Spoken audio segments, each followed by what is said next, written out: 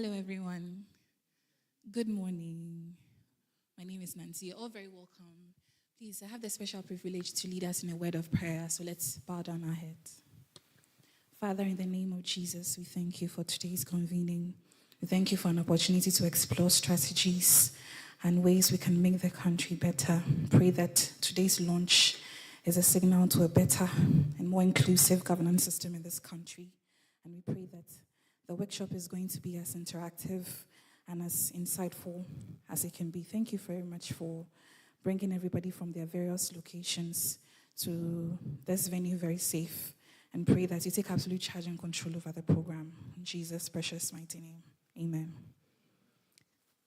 Thank you. So my name is Nancy. However, I function as the communications officer for BudgIT Ghana. I believe most of you know who we are. So we're going to start. Today is going to be a very interesting and very hands-on program. There's going to be a lot of surprises. I see new faces. I see old faces. And so we're going to introduce ourselves to each other. But before we get into that, I would like to invite our incredible country lead, in the person of Miss Jennifer Moffat, to introduce today's program. So please give her a round of applause.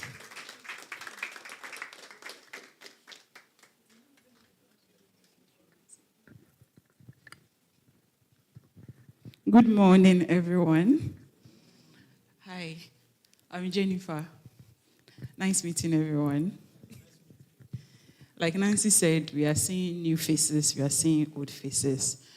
We are seeing faces that has been with us since day one. We are grateful for everyone showing up. And I think it was a very short notice as usual, but it's been seeing a lot of people come in, and we are happy about that. So I'm supposed to give welcome remarks. Okay, welcome remarks. So today we are here for two purposes. The first purpose is to launch our citizen budget. And I think if you know or you've been following our work, you know about what BudgIT does, which is simplifying public data. Sometimes most people think it is simplifying just the national budget. No, we do more than just that. Any public data at all, whether it is the national budget, whether it is the accountant general budget, their reports, anything within the public space, we would simplify it and then make it accessible to citizens, and also use it for community engagement. So today we'll be launching our citizen budget. I think some of you have copies already, but we want to officially outdoor that, also taking into consideration the mid-year budget review that's going to happen either this week or next week, depending on when Ministry of Finance would give headways. The second part of it is, my global director is in town, and since Sunday we've been going up and down. We've visited some organizations, maybe some of them are here today. And the essence is, I was like, since he is in town, there's no way we would allow him to go without doing a workshop. So we want to also use the opportunity to do a workshop which is on enhancing stakeholder capacity for inclusive development. We are looking at different angles of things, and for us as CSOs or people in the media, it's very key that we know, if we have data, exactly how do we visualize it for development purposes or for your community engagement. How would you, if you have a chunk of data, what should you do with it? So that's the essence of today's gathering. And we are going to start, right? Nancy, where is she? We are going to start. Okay, so thank you all for listening. When my global director comes in, we will also introduce him as well. And he's also here with his global assistant, who is called Global Peace. So we are grateful. Thank you. Nancy.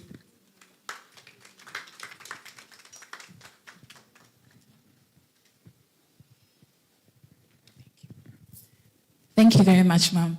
So I have the special honor to invite Mr. Hamid Abdelmoumouni, who is our Senior Research Officer.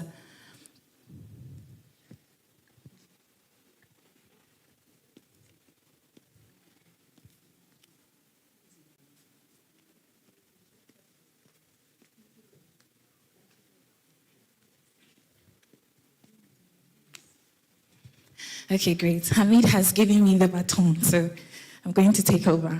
So before we get into the thick of things, we're going to do a quick introduction of who's in the room. Like I said, there are some new faces and there are some old faces. So I'll start. My name is Nancy Avevo. I function as Communications Officer for BudgIT Ghana. So we'll start from here and then we'll gradually move to this side. Okay, so please introduce yourself. I'm Isaac Salifu, Eastern Regional Officer for BudgIT Ghana. Thank you.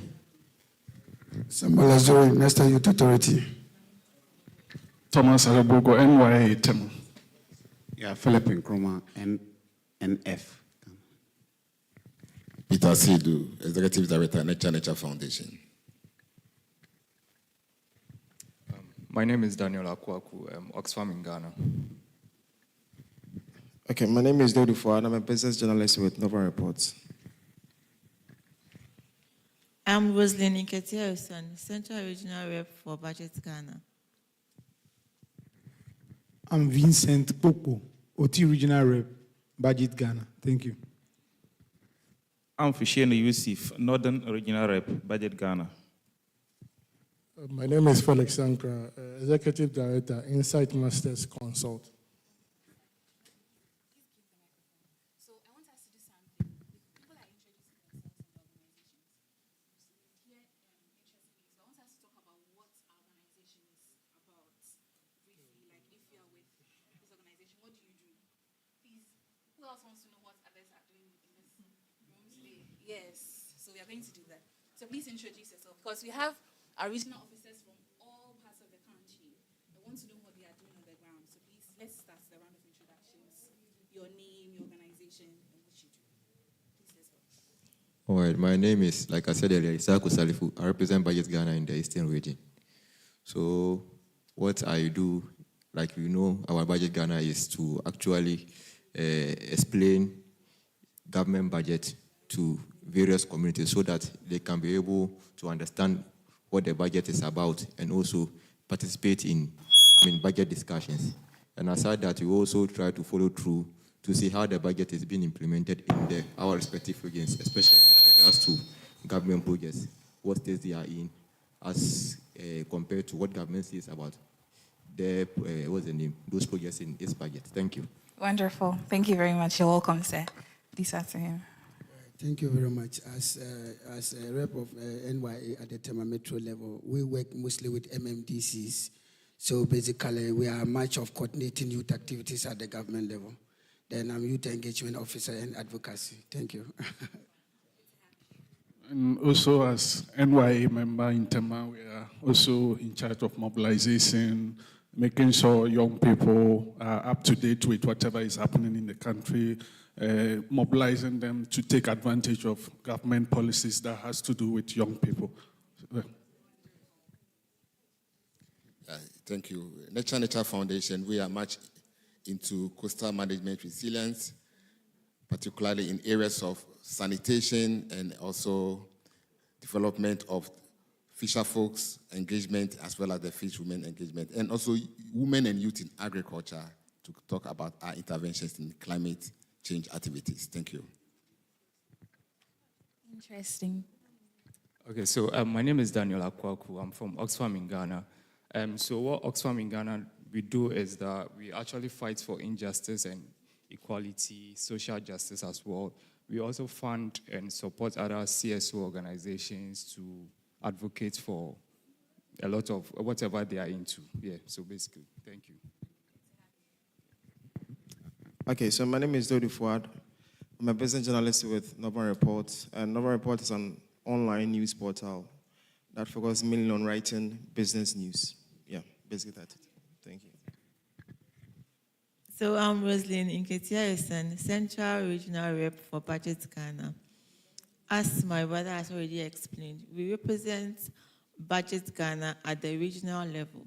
And so we do all that BudgIT Ghana in Accra is doing at the regional level, as well as tracking government projects to know the state of it and how best our organization can help the communities to complete it.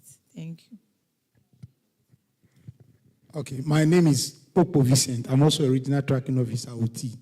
Like my colleagues have rightly said, in addition to that, we do citizenship engagement, where we try to make citizens aware of the platforms that they can use to say something, especially in relation to projects in their communities. In addition to that, also, we track government projects as well to see the state in which they are and report same to BudgIT Ghana. Aside that, we do needs assessment of most of the communities. We have very pressing needs, we have emergent needs, and we have all other forms of needs. So what we do is we go find out what is the need of the community and report same to BudgIT Ghana so that necessary actions can be taken. Thank you. I'm Fishiene Yusuf, budget rep for Northern Region.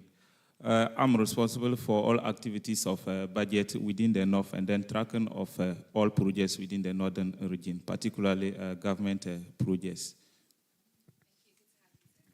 Yeah, so my name is Felix Ankara. I'm a director with Insight Masters Consult. We are a consulting firm engaged in project management and actuarial services. I'm Amusu. I work with Rainbow Radio. Rainbow Radio, we all know radio is to inform, educate, and entertain. And I'm a reporter as well. My name is Ya Obeng Amwakwa. I'm with Sikaman Times Online. We are into gathering and then publishing news. Okay, Charity from GIZ, with the PED project, the public finance component.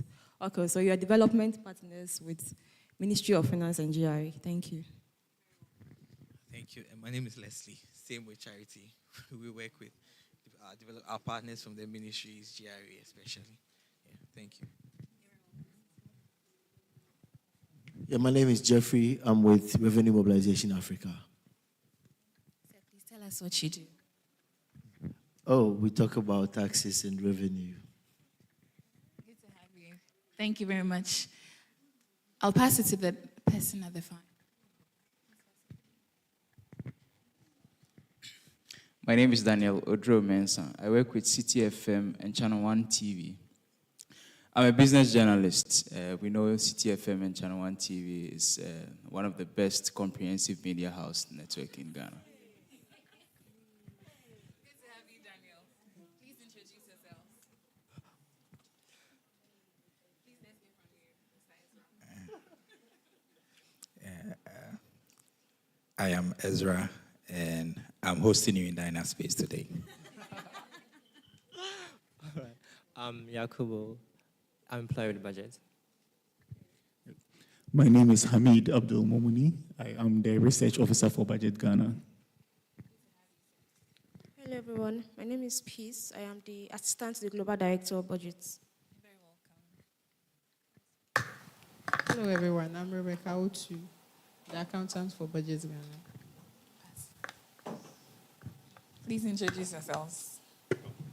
I'm Christian Texan, programmer, database analysis. I'm Juliet Texan. I'm the caterer, pot of liver. Wonderful. Original. Thank you for feeding us today.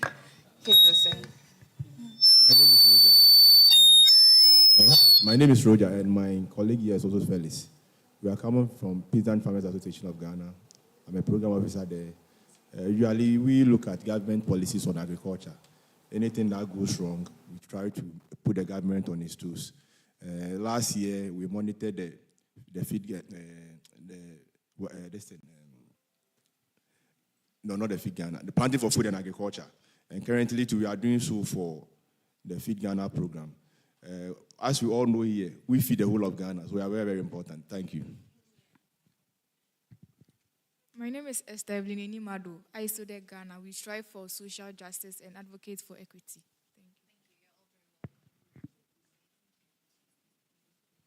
I am Sandra Obeng. I work with Parliamentary Network Africa. Okay, so Parliamentary Network Africa, just as the name goes, we monitor, it's a civil society organization that monitors parliament to promote, open parliament across Africa. So we work with series of networks. Thank you. Okay, so my name is Godfrey Chinbwakudia. with Vision for Accelerated Sustainable Development. We are into policy advocacy. We work to provide the government with data for policy discussions. We're also into NCDs, looking at the risk factor tobacco, alcohol. And then we also protect policies from industry interferences. Thank you. Thank you so much. You're all very welcome. So like my country manager mentioned, we are here to officially launch our citizens budget and here to also have an interactive stakeholder capacity session on harnessing data visualization for citizen engagement. So we are actually live on YouTube. This event is streaming live on our YouTube channel at BudgIT Ghana. BudgIT Ghana. So the link will be showcased on the screen very soon, and you can log in and then follow us. You can share with your friends and your colleagues and partners to follow the ceremony live. So at this juncture, I'm going to invite Hamid, our research officer, to take over from here. He's going to delve into an insightful presentation on the national budget and why we are here today. Please let's give him a round of applause.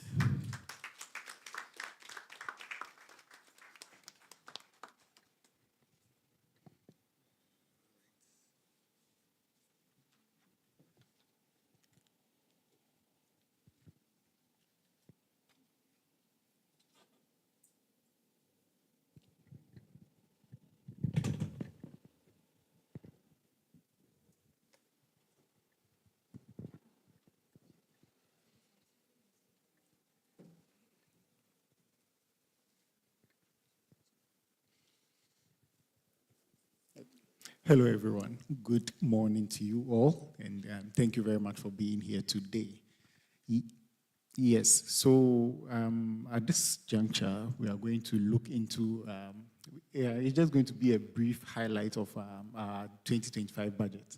So we are going to actually do a quick snapshot of how the budget looks, what is entailed in there, and in the end, we'll look at how we, CSOs and media, are going to also take part or, get involved in the implementation of the budget and what we can also do, right? So this is the outline of the presentation. We are going to just start with the context of the budget, its motivation, and then down through to the reflections and then a call to action. Yes, so the context of the budget and its motivation. Yes, so this budget was read on 11th of March 2025 by our able finance minister. Yes, so the theme of the budget is resetting the economy for the Ghana we want. So amidst the issue of serious debt and then also inflation, high inflation issues, the new president, who is relatively not so new at the moment, but they drew this budget and then they stated that they are embarking on a resetting agenda that's, clearing debts, making sure that the economy is going to work well for us again. Yes, so the total budget size for the budget that was drawn was 293.1 billion. Yes, so in all, the total amount or the total that the government is going to spend, that's 293.1 billion. And the focus of this money is on macroeconomic recovery and then also job creation. Those are the high or the key areas that the budget is being focused on. And, this budget is also driven by the IMF engagement. We are still undergoing an IMF program. So the budget is tailored alongside the provisions of the conditions of the IMF program. And also the need for transparency and then, amidst this high inflation and then our high debt. So the government is looking at making sure that this budget is very transparent. Everyone knows what's going on in there. Everyone knows how much is being used for what, and what allocation is being made for what exact project or program whatsoever. Yes. So the government also, from the budget, we saw that the government has reduced the ministries from 30 to 23. This is all geared towards cutting down costs and then making sure that those parts of the country or parts of the, yes, we are looking at parts of the country or parts of the public, a lot of finance is geared towards public projects, and then also to ensure that the people are actually, well set and to ensure that the people are well set in their conditions of service, conditions of living are made a bit perfect for us. Right. So moving on, we have the budget at a glance. So this is just a quick glance of the budget, how the budget looks. So when you take a look here, we see the total budget being 293.1 billion. We have expenditure in commitments pegged at 269.8 billion. We have a revenue projected at 224.9 billion. And, we have the budget deficit at 43.9 billion. When you look closely you will see our macro fiscal targets over there. So we have overall GDP. We have overall GDP growth rate pegged at or projected at 4.0%. We have non-oil real GDP projected at 4.8%. And then the end period headline, so inflation. As in at the end of this fiscal year, that's at the end of this budget, it's projected that inflation will be at an 11.9%. We also have the primary surplus at 1.5%, and then our gross international reserves, that will be 3 months of import cover. So this is a glance of the budget.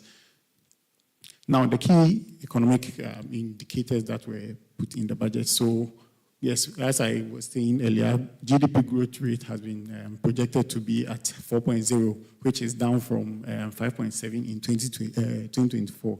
This is as a result of government trying to cut costs. The drop in the GDP is because government is looking at cutting costs, and then also the conditions of the IMF program also plays a role in that. That's what has resulted in this drop. Next, we have the inflation. So inflation is expected to fall from 23.8%, that's at the end of 2024, to 11.9% at the end of 2025. That's at the end of this budget year. And then debt to GDP ratio was pegged at 88%, and then that's 67 billion in arrears. And then for constraints, that's what's preventing the constraints to this budget is high payment of interest. We have pegged at 64.2%, and then this limits development spending, because with this kind of interest and then other debt arrears that are supposed to be serviced, a lot of funding cannot be geared towards development projects for just the citizens. So as a result of that, it makes the budget a bit constrained. Now for revenue and then spending overview. So for revenue, we have a total revenue of 224 billion. And of this total revenue, 84%, which is 189.96 billion, will be generated from tax alone. So tax revenue alone covers 84% of the total revenue. For oil revenue, we have oil revenue pegged at 16.5 billion, and the non-tax oil revenue is also pegged at 16.2 billion. And then for there's heavy spending and then debt servicing. That's the constraint aspect of the budget. Amortization, that's debt servicing, is taking 9.13 billion of the total revenue. We have energy sector imbalances, so that's among others within the energy sector is also covering 28.13 billion, and then the 13.09 billion goes for other areas that are supposed to be cleared. That's from the 2024 budget year or fiscal year. Now, key sectoral priorities for the government on this budget. We have the 24-hour economy, and the 24-hour economy program that's being rolled by the government is intended to address the issue of youth unemployment. The government is also making investments in free, such as school feeding, capitation, and then e-health, electronic health, and then the building of chips compounds around, among others. For agriculture, the government has allocated 1.5 billion for agriculture for economic transformation agenda, and this agenda includes Feed Ghana, and then also tree crops for diversification.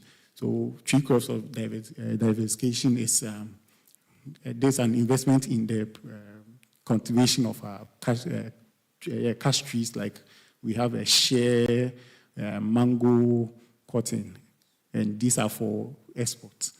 And then, so this targeting or this sectoral targeting that the government has done is meant to ensure inclusive growth and then improved productivity. That's in the agri sector and then also across all other sectors. Now, for social protection and gender budgeting, the government also made some allocations over there for everyone. So we have LEAP. LEAP is being expanded to include more beneficiaries. So this expansion comes with an allocation of 1.2 billion to the LEAP. That's Livelihood Empowerment Against Poverty.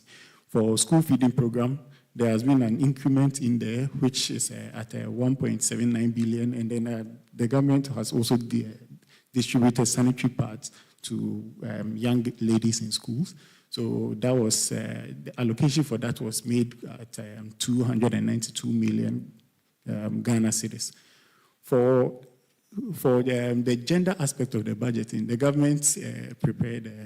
government prepared this Women's Development Bank, and for introduction of the Women's Development Bank, there was a seed capital of 51.3 million Ghana cedis for that. And then finally, we have some allocations were made for disability, to support disability or persons with disabilities in education. And then also there is a social protection bill that's underway, which yes, we have a social protection bill underway. Hopefully we see it pass very soon. Now, for tax reforms and revenue strategy. Yes, in terms of taxes, the government scrapped some taxes. So the e-levy, electronic levy, which was a tax on transactions, electronic transactions, transactions within banks or transactions with mobile telecommunication agents, organizations, was scrapped. That the e-levy was scrapped.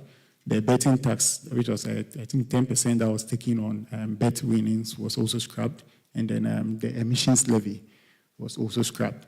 So for moving on from there, we have an expansion and then also introduction of some few taxes, where the road tolls are going to be reinstated. These road tolls were taken off back in under the former government, and yes, current government is looking at reinstating the road tolls.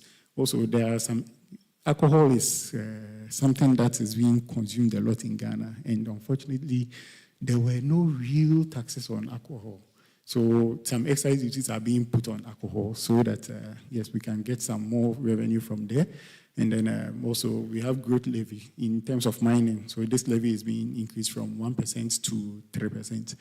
And then, yes, there is a simplification of the structure of the value-added tax. And then also digital tax compliance tools will be rolled out. So for we CSOs, we need to track the regressive effects and then also enforce equitable tax burden, just to make sure that these tax issues are not overburdening. Some people are not overburdened by these taxes.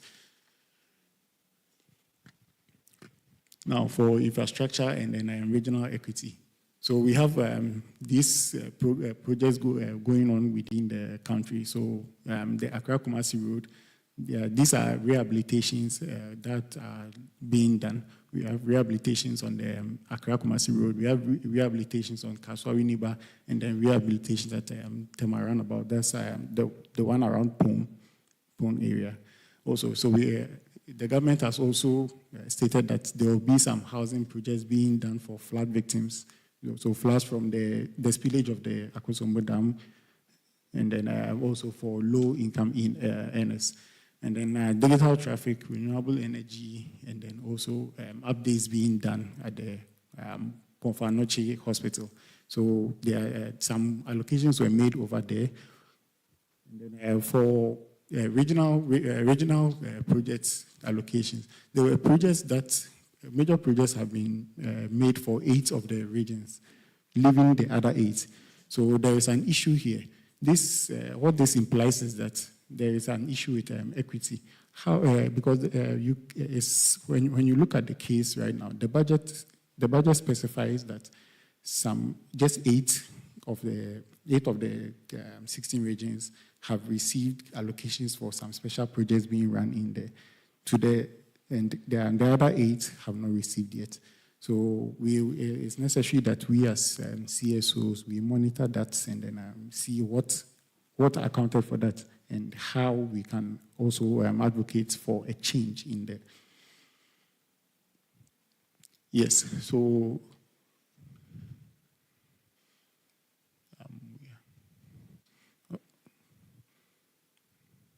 okay, so for final reflections and then a call to action. Yes, so this budget shows an ambition. Okay, it's an ambitious budget, something, and then it's something that the government is looking forward to making the best, making sure that we, the citizens, feel the best. You know, the government wants to ensure that the economy is well resetted, and then, you know, issues that we face, issues of debt, issues of inflation are all addressed. So the other issue is that there is a constraint because of our legacy debts that have been inherited from the past government, and then also the issue of high inflation. So far, so good. The government has been doing well. Inflation levels have been dropping, and then also they've made some commitments to, you know, addressing these legacy debts, and also there are efforts that they are setting in place in order to address these debts. So we look forward to the best from that. Also, inclusive delivery, transparency, and then also public engagement are critical. That's where we CSOs come in. It's necessary that we educate the public on what the government is using our monies for, how they are using the monies, what exact projects are allocations being made to. Yes. So we come in there and we are supposed to engage the public and make them aware of what their taxes are being used for, what the government is doing with their money. And then also we call on them to also track and then also speak out. And then we are also saying that CSOs must drive accountability, equity, and then evidence-based advocacy. So that's mostly what we do, CSOs and media. So we have to drive these accountability issues, and then also together we CSOs and media, we can help reset Ghana's economy for sustainable development. So we should join hands with the government and then help in the reset of this economy. So that's the end of. Yes, so that's the end of our highlights on the budgets, and then yes, so we will pause here, and yes, I just give room for a few questions before our GD can continue with his presentation. Yes, but before we do that, I would like to I would like to take the honor of introducing our very astute Global Director in the person of Mr. Oluseun Onibinde.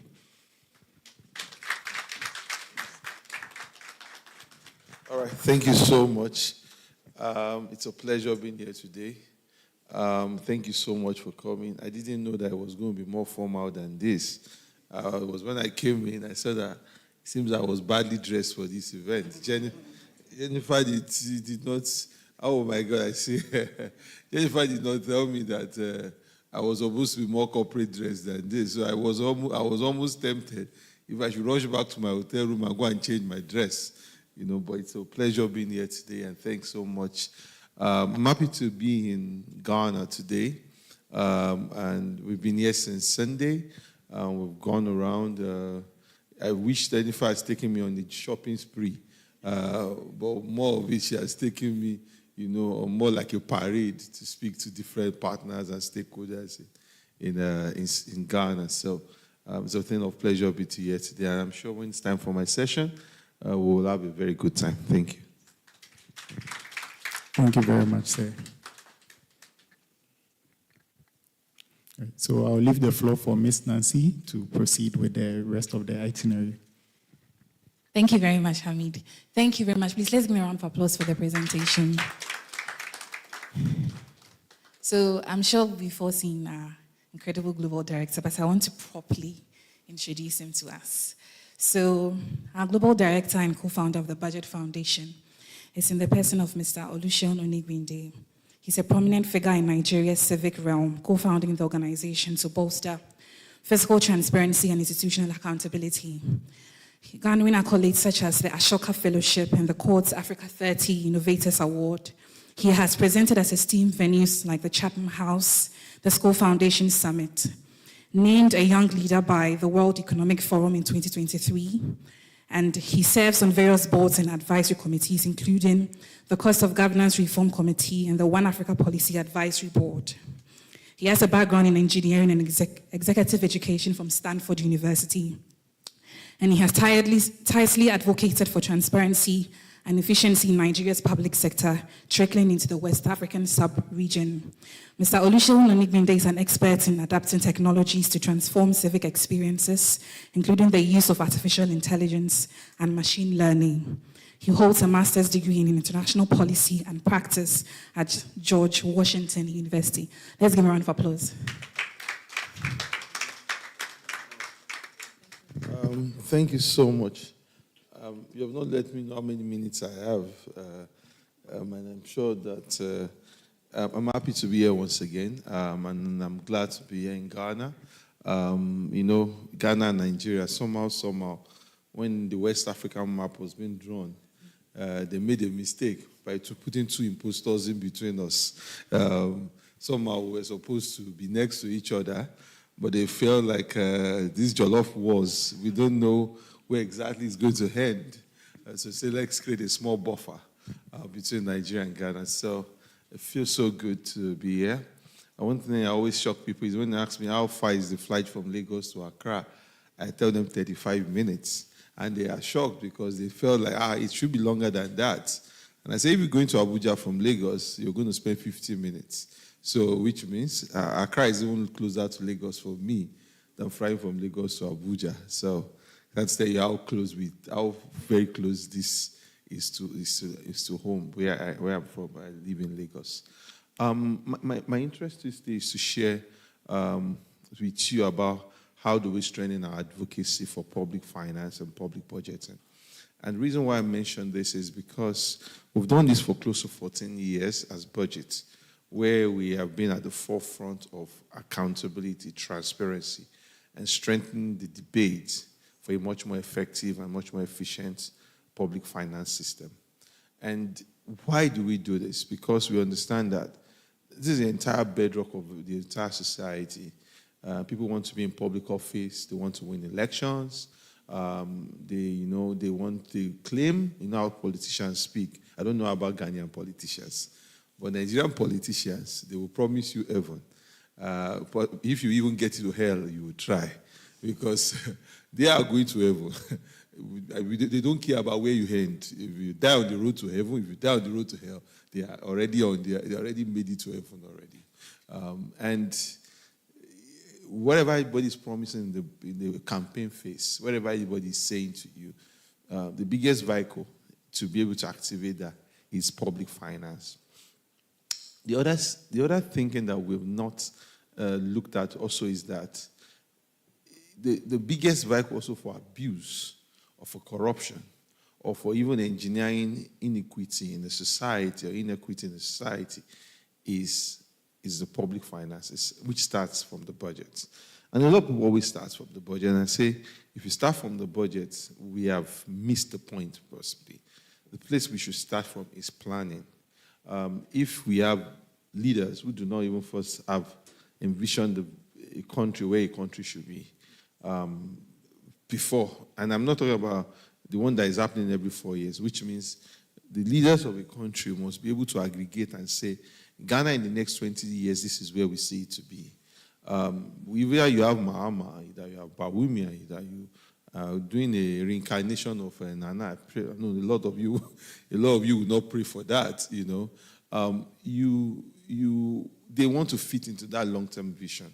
What I mean is that a country cannot be run within an electoral cycle space. That's the first thing we must know, because if most countries that are developed, that you see with UAE or China, or where even we see with the United States, there's always a long-term vision of where they want to be. Where governments come, governments go, but the long-term vision has to stay. And that's one of the key thinking, even as BudgIT, we're having in Nigeria, that how do we situate conversations around the long-term vision of the country. The second thing is also about how public finance all elements starts with the budget, and how we should get citizens to care more about the budget. The first bad news I'll give you this morning is that not everybody will care about the budget. That's the first bad news I'll give to you. And I'm telling you because we are in I can see that this is a very matured environment where we understand nuance a lot. People are trying to get back their daily lives. They want to feed, they want to eat, they want to go to work, they want to they want to take care of their children. They want to just live by and get by. So sometimes when we trust this responsibility on them and say, come and fight for the budget about us, come and join our train to argue about these budgets, come and come on this board, on this ship. They like it, they hear you, they want to be part of it, but they are just not motivated, or they can't just find that time to put that extra work in. There are two elements that I think are most important, and I'm saying a whole lot so I can lay a foundation before I go into what myself and my sister has prepared. The first thing we have to look at what cost will it take people to do this work? When I mean cost, I'm not talking about money. How do we simplify ease for them? How do we make it much more interesting for them? How do we make it like it's not a burden for them? Because if people feel like it's a burden for them, they will not just engage with it. Or they engage with you in that town hall meeting and they just move on. The second thing that we cannot account for is a sense of civic duty. My assumption and my belief is that for you being here today in this hall, there's a sense of civic duty you have to Ghana, which means you are concerned about its future. You worry about the use of resources. Like yesterday when we heard that the president removed the fuel tax for appointees, and that's going to save, I think, $12 million. I'm sure a few of you in this room will say, yes, that's what we want more, what we want to see. We don't want, like the former president, when I heard that he had more than 20 ministers, I said, if I stayed back in Ghana all this while, I would have been a minister by now. You know, I've tried a way to take my name to maybe to Kwame. I'm dark enough for it already, you know, and I would have found myself, you know, as a minister of something and something and something. Even in Nigeria, we don't have 120 ministers, you know. So in a way, you see that there's a sense of civic duty when people are heightened by that information. And say, okay, this is a step forward, this is progress, but we want more. We want more and more and more. And we cannot account for that sense of civic duty. So even in how we're trying to build that, and I'm setting the stone because in trying of us building our budget advocacy, we must ask ourselves, who are the people that we have found in communities and environments, in spaces that have a high sense of civic duty, which means they have a high sense of interest in how public finance works. They are angry and very emotional about the system. They are very animated about the situation of things. So it's as if there's small fire in them already. What we are trying to do is just to, you know, pour some kerosene or pour some gas on it so that it can now, you know, explode. But most citizens, as we see, they do not even have any fire in them. Some of them are running on fumes of apathy. They've given up. Either it's Baume or Mahama or Zidane, it's one and the same to them. Some people have built themselves to a level of comfort that the dysfunction of society is not a problem to them anymore. So it's not as if they can't send their children to school. It's not as if they can't drink pipe-borne water. It's not as if even if gas is double the price today of fuel. So there's another class of that is very difficult.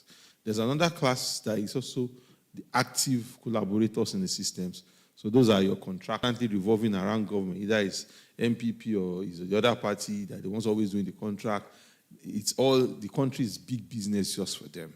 And that's why when Dimension was talking about advocacy, I always say, a functional society and its enemies.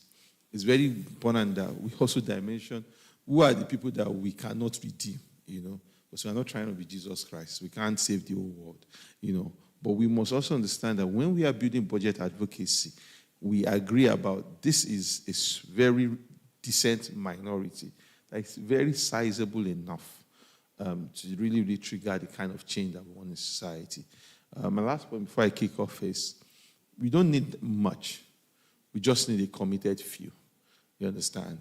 And I say this because a lot of times when as civil society, we're building solutions, and we're building platforms, we're building websites, and we're saying, we're going to get 20,000 downloads, 100,000 downloads, and we will be disappointed because we might not have 100,000 downloads, because we might not meet all the high metrics, because we make high assumptions that once we put out this evangelism of us publicly, everybody's going to join the train, and we don't see as much money, but we need a very committed few.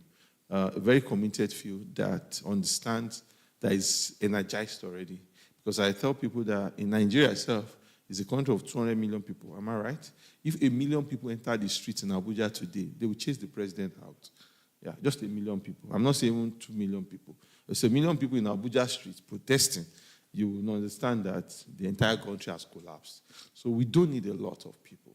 We just need a few people who are very committed, who are able to, because democracy in its initial conceptualization was meant to be an elite concept, because they understand that not everybody will care about it. But if we, few of us that are privileged, enlightened, aware, is able to speak up and advocate for more people, then we'll get where we want. I'll take this presentation today because I know I won't want us to keep it too long. My goal today is how do we strengthen budget advocacy for impact. Next slide. And because it's our pathway to build a very functional society. And it's about strengthening our influence in the civic space, which means that why should people care about us? And why should people listen to us? And even when we call ourselves civil society, or when we say we're a civil society organization, it's just because there's a constituency that we are speaking to, It's like you are saying you are king, but you don't have a kingdom. You're just mere houseboy. Am I right? Yeah. When you say you are civil society, that means there's a constituency that you speak to, or you speak for, or you speak on their behalf. And that's why we say, if we're talking about budget advocacy, we are trying to influence or aggregate or even, project the voices of a constituency that we represent. And that's why even as we will go along in this budget advocacy, it's not for us to solely think through it from the dimension of the broad principles. It could be that I'm only building my advocacy for health. And that's the part I like most. I'm only building my advocacy for agriculture. I'm only building my advocacy for the road tax, or for the district common fund. The one I heard about, yeah, I heard that place is a big pot of money. I'm wondering why did you not hire in Nigeria in that place, so I can help you manage that money. You understand? Most importantly, the budget advocacy is a process in which citizen organizations will influence. Influence is a very critical word.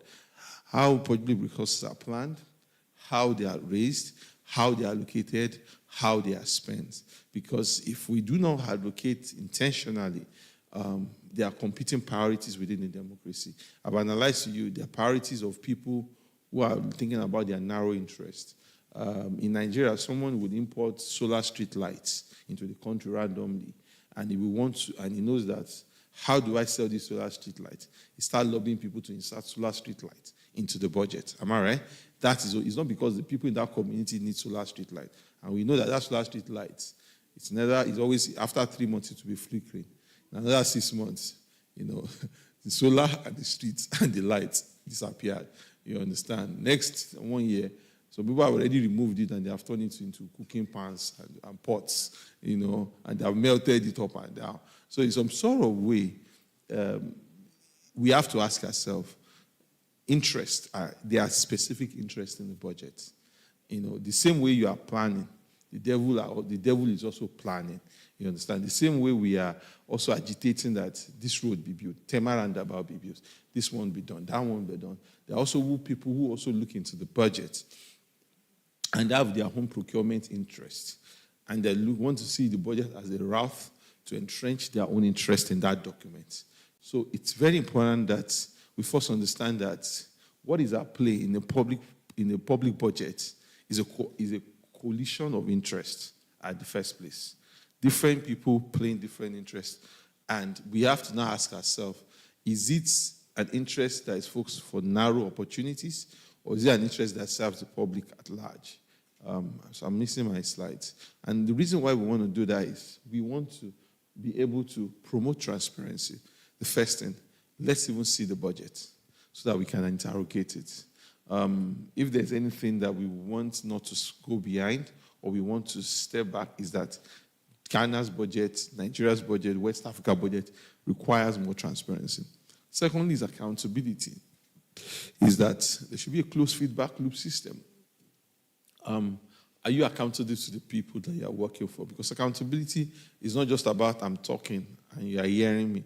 I'm talking, you are hearing me, and you are also, you do two things. You recognize my legitimacy to speak to you, that I hired you. It's like as if I gave you the keys to this room and I can take my keys back at any point in time. So you also first recognize my legitimacy to speak. The second thing is that you also have to understand the burden to respond. So in that way, you will drive a role of accountability.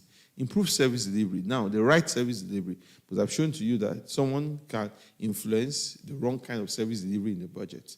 Solar street lights when people need schools. Is trying to do maybe a toilet, which might not be necessary when people need water. And so it's important to also ensure that you improve service delivery as much as possible. And the other part is equity, social equity in the budgeting system. How do we ensure that, because the public finance is a significant tool in driving equity within the society, if we do not use public finance effectively, we begin to see that we spend so much, but the most vulnerable, the poorest people benefit too little. So how is our advocacy supposed to improve all of this? And why should we care more about this? It's because there has to be responsiveness to citizen needs. One of the biggest mismatch when we talk about budget advocacy is that we are advocating after the facts. So they've brought the document to the parliament. They've reviewed it. They've signed it, and then we're now saying, okay, we want to track it, or we want to look at it. Whereas we should ask ourselves, is this document, is it in tandem with the needs of the people? And that's why I said at the beginning that you might think it's a budgeting issue. The first problem is that it's a governance issue and it's a planning issue. Does this budget align with the biggest needs of the people at this point? Or is it just a personal interest that is being advanced through this budget cycle? So one is that we want to make sure that as we're building advocacy, we ask ourselves, what's the biggest need of the people? The second thing is reducing misappropriation and leakages. So we know that a lot of people do this well in Nigeria. So if this bottled water is 5 Ghanaian cedis now, by the time it comes to the budget, it will be 20 Ghanaian cedis. You understand? So that by the time they now go through procurement, they now sell it for 15 Ghanaian cedis. Or they now say, we even underspent the budget. You understand? Whereas they had already inflated the bottled water more than this. So you also want to make sure that there's a bit of intelligence to say, what should be the right budgeted amount for this thing? So that we stay within and we're able to close down on misappropriation and leakage. Let's not forget that the budget itself is a legal document once it's signed into law. And so you are bound in some way to execute it as much as you have revenues to back that up. The third one, I say aligning of budget with development priorities. I know that Ghana has like a planning document, but how does that budget fit into it? How does it speak into the priorities of this country? Like I mentioned, like someone that is watching now, let's assume that Jennifer, goes to a gym now. She goes and say, I want to reduce 10 kg from my weight. You understand? And after she goes to the gym this morning, she goes to the scale and checks, how many have I dropped today? Then she goes again and spends 30 minutes and she checks again, how many have I lost today? That's how we do budgeting. That's how we do planning. We are checking the scale every 30 minutes. Whereas what she's supposed to do is to put herself on a prolonged period of like 1 to 3 months and now come back and check herself, oh, I've lost 5 kg. The problem with that cycle is how do we also understand the short term, the medium term, and the long term. And most of the time, how does almost some of this spend, how does it aggregate to priorities? Are we thinking things on the output level, or are we aggregating things also on outcome level? If you build more classrooms, to what end? If we train more teachers, to what end? If we build a new road, to what end? Are we facilitating trade? Are we making commerce easy? If we build classrooms, if we train teachers, are we improving literacy? Are we improving numeracy? Are we measuring that? Or is just now we have Honorable General Oko, and now we're about to cut this ribbon, and he has cut the ribbon, and he has moved on. He's moved on, and that's the end of the work. He does not even check, are the children learning? Is literacy improving? Because is that changing the dynamics of society? That's also when we know about proper development priorities. Because most of the times when we look at budgeting, we are heavily investing in the output budgeting, where we are asking ourselves, is this thing meant to be done? Is it done? Whereas, to what end is that what's supposed to be done? Empowering that connect between citizens and civil society. One of the dangers that we face right nowadays is that there's a growing gulf between the trust between the citizens and the civil society. And there's high misinformation everywhere nowadays about how civil society is an extension of the West, is a puppet of the West. I don't know if you guys get that in Ghana, but in Nigeria, there's a huge misinformation about the role of civil society. That some of them are being fed by Chinese and Russian propaganda. And you also see even that a whole lot of times people see a whole lot of mistrust with the civil society. This is a point where civil society has a chance to shine by emphasizing solely on the data. One thing we do well in BudgIT when we make our case is that you can't fault the data because we have been incredibly rigorous with how much we have interrogated and analyzed the data. You understand? So it's also a way to integrate or to ingratiate, if you have me use that word, citizens and civil society, and also inclusive decision making is also important. How do we carry everybody along in a way? And in us thinking about advocacy, we're not going to be the first to have done advocacy because people say power does not concede, without us applying pressure. Either people have, in Nigeria, we did Not Too Young to Run in Nigeria, where we did a huge push that young people, certain age, should be able to also run for public office. Extremely important, as much as possible. So you see us, relentlessly pushing advocacy and pushing a cause, asking ourselves that these issues, these ideas, these positions must be effective in some sort of way. And that's one of the things that we recommend, that advocacy is action that speaks in favor of, recommends, argues, supports, defends, pleads, even protests, on behalf of others. We take issues and we're protesting against others. And Nigeria, end the killings of twins, allowing people to young, who advocated heavily to end slavery. I'm sure that, and maybe I can have a few people give me examples on this, or about where would you say, what do you think are the top 3 things that we've advocated for in Ghana and that have been very successful? Yeah, success is relative also these days. Yeah, anyone? Sir. Drop that chamber. Yeah, It was a parliament intending to build extra or expand Parliament House, and that was the reason why young people protested against it. By doing so, they decided to create a lot of space to advocate against it, and at the end, it couldn't come. Which year was that? I think that was last few years, right? And that chamber. Oh, really? But they like it. Okay, any other one again? 4 years. Okay. Drop that chamber. Did I get it? I like that. Well, any other one, any other advocacy that we feel like in Ghana has been invested in and has been successful?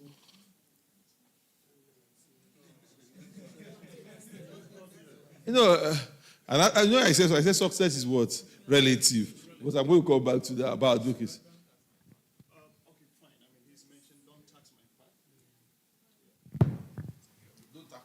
Don't tax my pad. Okay. That's sanitary pad for girls and women.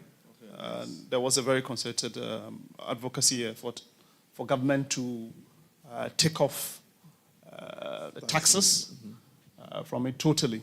But I think eventually government decided that those that are manufactured locally will be tax-free, but those that are imported, I think, still had the tax. But in recent, what do you call it, with the current government, I think they have scrapped it, and they have voted quite a huge sum of money to produce it locally and even provide it freely for, is it school? Yeah, secondary school girls and all that, yeah. So that's quite massive. Seems like Mr. Mahama is a miracle worker. Yeah. Then, we did Oil for Agric campaign where we made a strong case. So government allocates a portion, government of Ghana allocates a portion of petroleum revenue to the budget, what we call the annual funding budget amount. And it prioritizes areas where those funds will be spent. And Oxfam supported a campaign at the early stages that to prioritize agriculture, such that as one of the areas where government will spend the money, agriculture should be, not uncompromisable. Like whatever areas they select, agri should always be part of this. Yeah. Okay. So oil for agri. Yeah. All right, I like that. That makes it 3. Anyone else? NHIS. All right. So uncapping the NHIS was one of the big advocacy things that most civil society organizations worked on, and that one and also Get Fund and even the COVID. So the COVID levy. So we have all this anytime you buy anything or any transaction, all those taxes are on there. And funny enough, I think 2017 they capped the NHIS and then the Get Fund. So the Get Fund is for education, and NHIS is National Health Insurance Levy. It goes into the NHIA fund, and they capped it. So monies, although you are collecting, it was not being given to the institutions themselves, and which also brought about a lot of issues in the health sector where you go to the hospital, you have the card, but you still have to do the out-of-pocket payments, and it affected a lot of people because not everyone that can have the money to pay outright. So civil society concerted effort, a lot of advocacy was done, and good enough in the 2025 budget, Mr. President or Mr. Finance Minister said they are uncapping for us, so NHIS and Get Fund, and also even with the COVID levy, there's a lot, although in this room we will have 2 different schools of thought. One school of thought will say that don't take the levy outright, don't take it out, but you can turn it into another form of maybe for non-communicable diseases and all that. And another school of thought is of the view, which I support, that it was the name is COVID levy. When it was brought in place, it was supposed to do something around the COVID. We don't have COVID anymore, so let's take it out, scrap it out. And if we need a non-communicable fund, we should now introduce that in Parliament, and let's go through the process again. So this is it. So far, so good. I think some of these successes are things that we've all chalked. Thank you. Yeah, that's right. Because I went to, okay, you want to... Oh, yeah, I think one that really affects us or was very personal was the electronic mobile money e-levy tax. And I think that advocacy and also being part of our budget, I mean, was one huge one for us. But there's also been, I don't know if acts and laws are also part, but right to information, acts, affirmative action, I think, yeah. Yeah, I mean, there's a lot that's happened. I mean, and I'm impressed. Just, I went to KFC, maybe one late night. And when they printed the receipt for me, I took my time to look at it. I said, you people, it's like a tax government. You people work for government here. How am I working for government in the middle of the night? Because I want to eat chicken. I saw 15% VAT. Then I saw 2%, 1%. By the time I had everything, it was around 22%. Wait. This is going to cause serious protest in Nigeria. And just the reality of what it is. Nigeria's VAT is 7.5%. And I even tried to scrap all the other small taxes around it. So, I will take it back to them that people are balling in this. No wonder you're always in the club, But to be honest with you, I can see how you have articulated successes, in terms of us building advocacy, and which is extremely important because being intentional, and we're going to come about the approaches that we would use to even arrive where we want to be, but showing that this is not new. We've organized ourselves, we've reflected, we've adjusted, and we have been able to say we have a common goal, and a lot of times we have been successful. I can also imagine that a lot of times we have been unsuccessful. And I can bet there's a huge graveyard of unsuccessful advocacy. Same problem we even face in Nigeria around the issue of constituency projects ourselves in Nigeria, because maybe the incentive is on the other side is really, really high.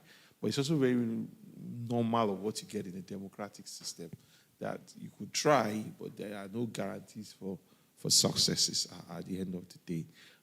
The most important part is that's why I mentioned that success is even relative. Because even for the things that you are successful today, there's an ego high that you have to put on it so that someone does not come from behind and erode all of that efforts. Or even, and sometimes we even have what we call unintended consequences of advocacy. For example, in Nigeria, we did not too young to run, which means giving younger people opportunities to run. But how many poor young people can afford a ticket or the nomination form, which is 5 million, 10 million for an election, or even afford the entire election position? So we now even have a bigger problem where the opportunity you want to give to young people has not even been captured by the children of the elite, some sort of way. So that's why I say the thing about advocacy is that it's like an unending direction. We just have to keep putting that pressure on. We'll come back again, and we also want to hear maybe later during the session about advocacies that have not been successful. I want us to come back to that later. The key actors that we have to bring together is who should we speak to when we are trying to build our advocacy? I'm always on the fact that when we are trying to drive an advocacy, it's not right to just say we want to be the mega star in this whole environment. It's always good that you come together as a group, because it's always easier to point to Jennifer and point to this person and that person and say, this is the person that you need to shut down. This is the real problem. It's just this person advocating for his or her interest. Whereas it's much more important that civil society organizations come together as a group to champion advocacy. And I'm sure by the time you look at all of the successful and unsuccessful advocacy that we have done, it's been a coalition of civil society organizations bringing themselves together. The thing also about the media is like our amplifier. We did an advocacy on openness in Nigeria about National Assembly opening up its budget to the public. And what we did was simple. Once we spoke, once we have a press release, the media is already making noise about it. In fact, we even targeted some public office holders. So if the person has finished, is finishing Salah and he's just leaving the mosque and say, Mr. President, what do you have for Salah? He will say, we enjoy all Nigerians to be nice and to be kind. The next question the journalist will ask is, about this open house issue, what is your opinion? The guy will be like, on the Salah day again, So we even planted journalists so that at any time you are trying to speak to the media, that issue continues to be born. And so that, and as you have spoken about that issue gets reported against the press.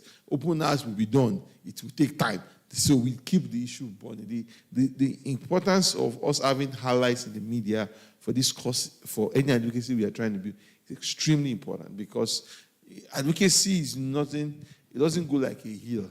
Sometimes it starts slow, it meanders, it drops, it picks up all over again, and it goes and again. And so because those issues are just systemic and they don't just go away. So it's also important that when we are doing our advocacy planning, there is a strong media planning. And what we did in BudgIT was have 2 or 3 or 4 people in the media that we know are also very vocal about this. Make sure that they are part of the working group.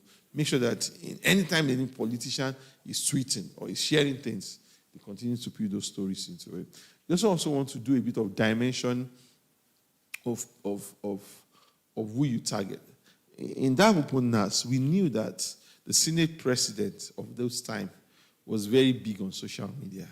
And he wanted to use social media to star his image. So no wala. So every time we just target his social media, because we know that since he wants to be a nice guy on social media, he will be forced to respond. So you also want to look at, okay, by the time the new Senate president came, he was not tweeting, he handed it over to his assistant. So I knew that engaging with that handle was just me wasting our time. We need to change our approach. So it also means that we also dimension effectiveness of social media in there, which I will come back to. Community-based organization, making sure that it's also organic and grassroots movement. So we are building coalition. This will be a coalition of the super and high flyers, CDD, SEND, BudgIT, ASEP, and Pound Plus Bytes. You understand? I'm talking about that's what the big CSOs are mentioning. Am I right? Yeah, we're not just talking about those ones at the level. We are also being mindful of talking about CBOs who are also in rural local communities, so that when they hear these voices, they know that it's not just for the younger citizens, it's not for the big NGOs who they will assume that have their own agenda, other people there. Development partners also, making them see the point in backing this. Even some of them are always very careful, about being open-minded about these things. Legislative bodies, who are we supposed to speak to? Most time when we're trying to shift an advocacy, our best bet is to let the parliament be an ally on it. And not the entire ally, not the entire parliament. I think a sizable one that are reasonable amongst all of them. A lot of people, mostly in Nigeria, nobody wants to bail the cat. Nobody wants to push things aggressively forward. But the legislative bodies are important in getting this mission going forward. And we also have citizens and grassroots movements being able to champion some of these things. You also want, because we are in an influencer age, so you also want people who have strong voices and opinions and visibility to also be part of this. So if someone, like my friend here, Bright Simmons, he does a lot of analysis of Ghanaians. It's my surest plug. Whenever I see Bright Simmons write, I say, okay, let me know what's the latest in Ghana now, to understand what exactly he's saying. And you also want to bring citizens who have strong voices, great opinions, and make sure that they continue to add their voices into the anomaly that we have or we're advocating on. Next. And more importantly, next slide, is what are the key components? How do we build our advocacy messaging? And these are like my own 5 key points about when it comes to budget. And we have not started diving into the budget itself. One is that we need evidence-based analysis. I always tell people, as a civil society has graduated from being too overtly emotional, then it has to be more evidence-based and data-driven. Yes, we need a lot of emotion to drive the narrative. We need to fight. We must fight. We must argue. But let's make sure that we are fighting on the basis of facts. Let's make sure that we are fighting on the basis of ideas. So it's extremely important that civil society organizations were clear about what is the evidence that we are speaking for. If we are going to do another campaign about PAD, we are going to ask ourselves, we must have a proper narrative and fact sheet How many number of girls do we have that do not have income to be able to afford pads? What is the size of the money that the government is going to forgo? What's the bigger implication downline? So before we even go full stretch on advocacy, we must have a working paper with our data and our evidence. And we should also make sure that that analysis is condensed. Because if you write that paper in a highly technical, esoteric and arcane language, it's going to be challenging for everybody to engage with it. That's why I say esoteric and arcane. That means the language is already even big already. But if you make it extremely simplified and engaging, so we are going to be the budget advocacy for health. For what? On what data, on what evidence are we backing our narrative?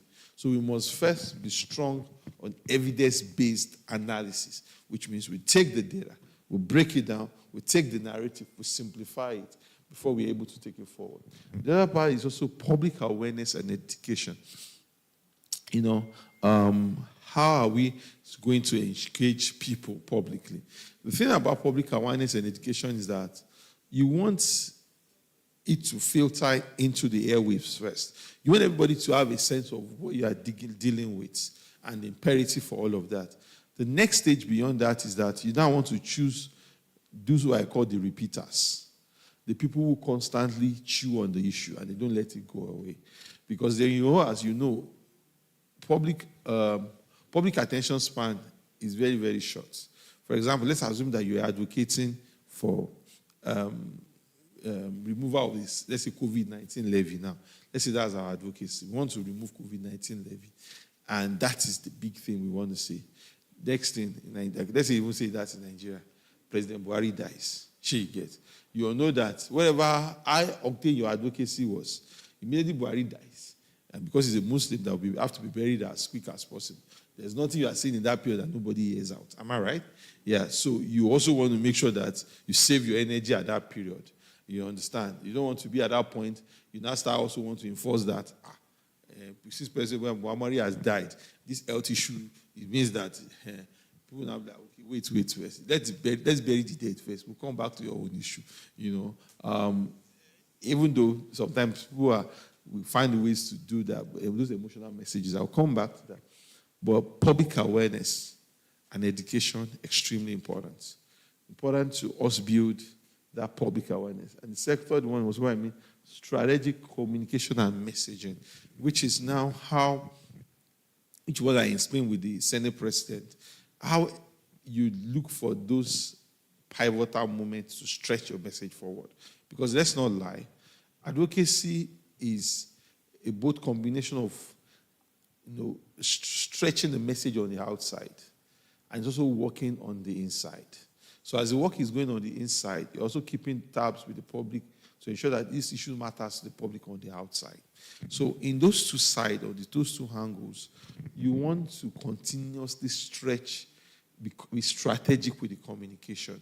Like I mentioned, you don't want it to be Monday to Friday. That's the issue. Because if issues come and overwhelms the airspace, you want to be able to step back.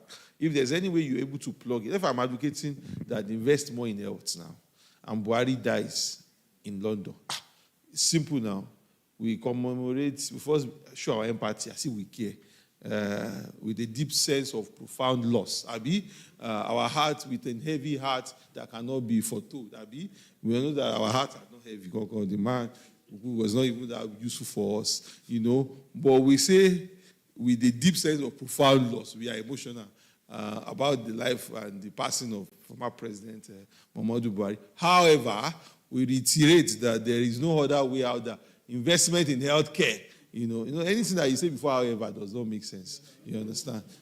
So it's also very important that we understand moments in our advocacy strategy, and we don't, because what might make the meaning lost is just growing about. It's just growing, the way those Gongo, old school protesters, like Showore in my country, or Mike Malema, they will not manage the statement. They will just write, we have stated that the neocolonialistic and the neopolitical African system is in trouble, Nigerians continue to die in the UK, they will not even be empathetic, but we have already been nice to them first.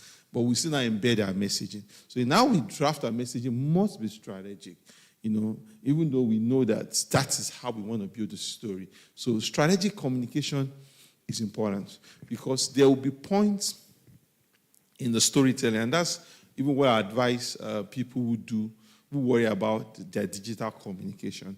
I always tell them that continue to do what you are doing, but pay attention to the waves and to the issues within the atmosphere, because there's a time where these issues that you speak about and what becomes a trending conversation within the environment, there's a time when it would intersect, and people will now narrow back to, this is the authentic voice on this issue that we all need to listen to.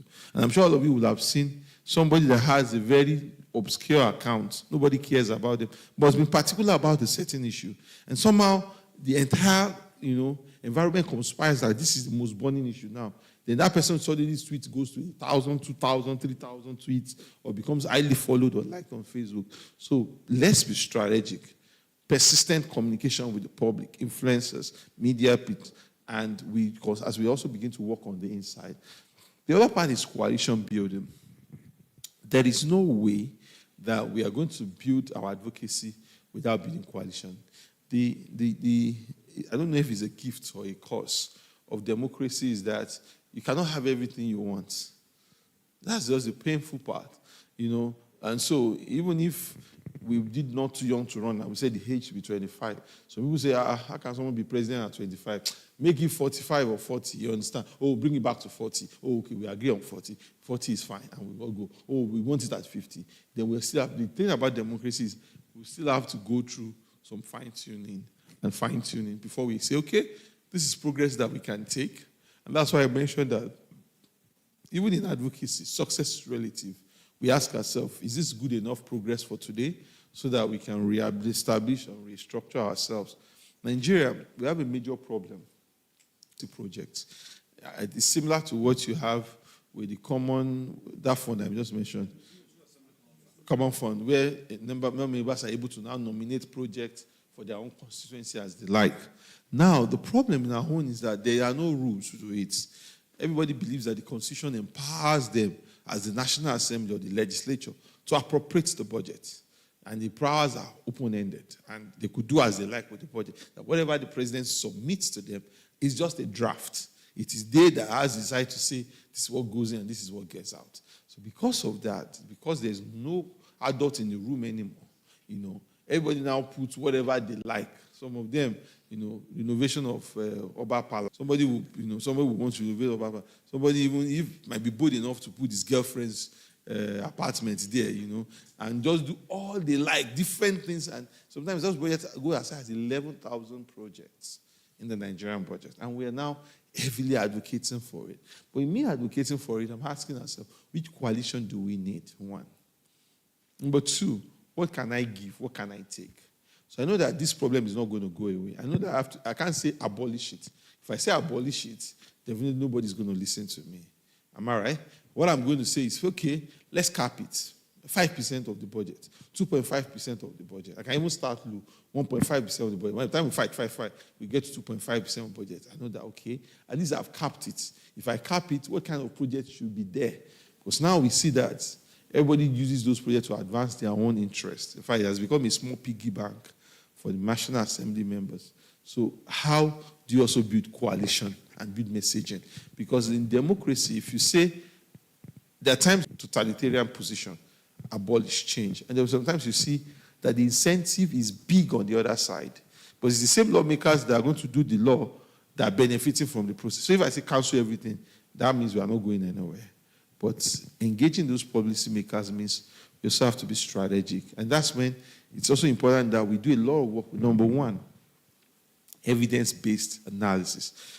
It's not just the data we're going to analyze in that place. We also analyze the political economy of things. Who is benefiting from this? Who is against this? Who is our ally on this? Even in that National Assembly, who can be our ally on this? Who will not speak up? Who will be our silent backer that, maybe because of the political connect, is not able to say much, but okay, is able to be bold enough to say, this has to be different. And those are the kind of things that we say.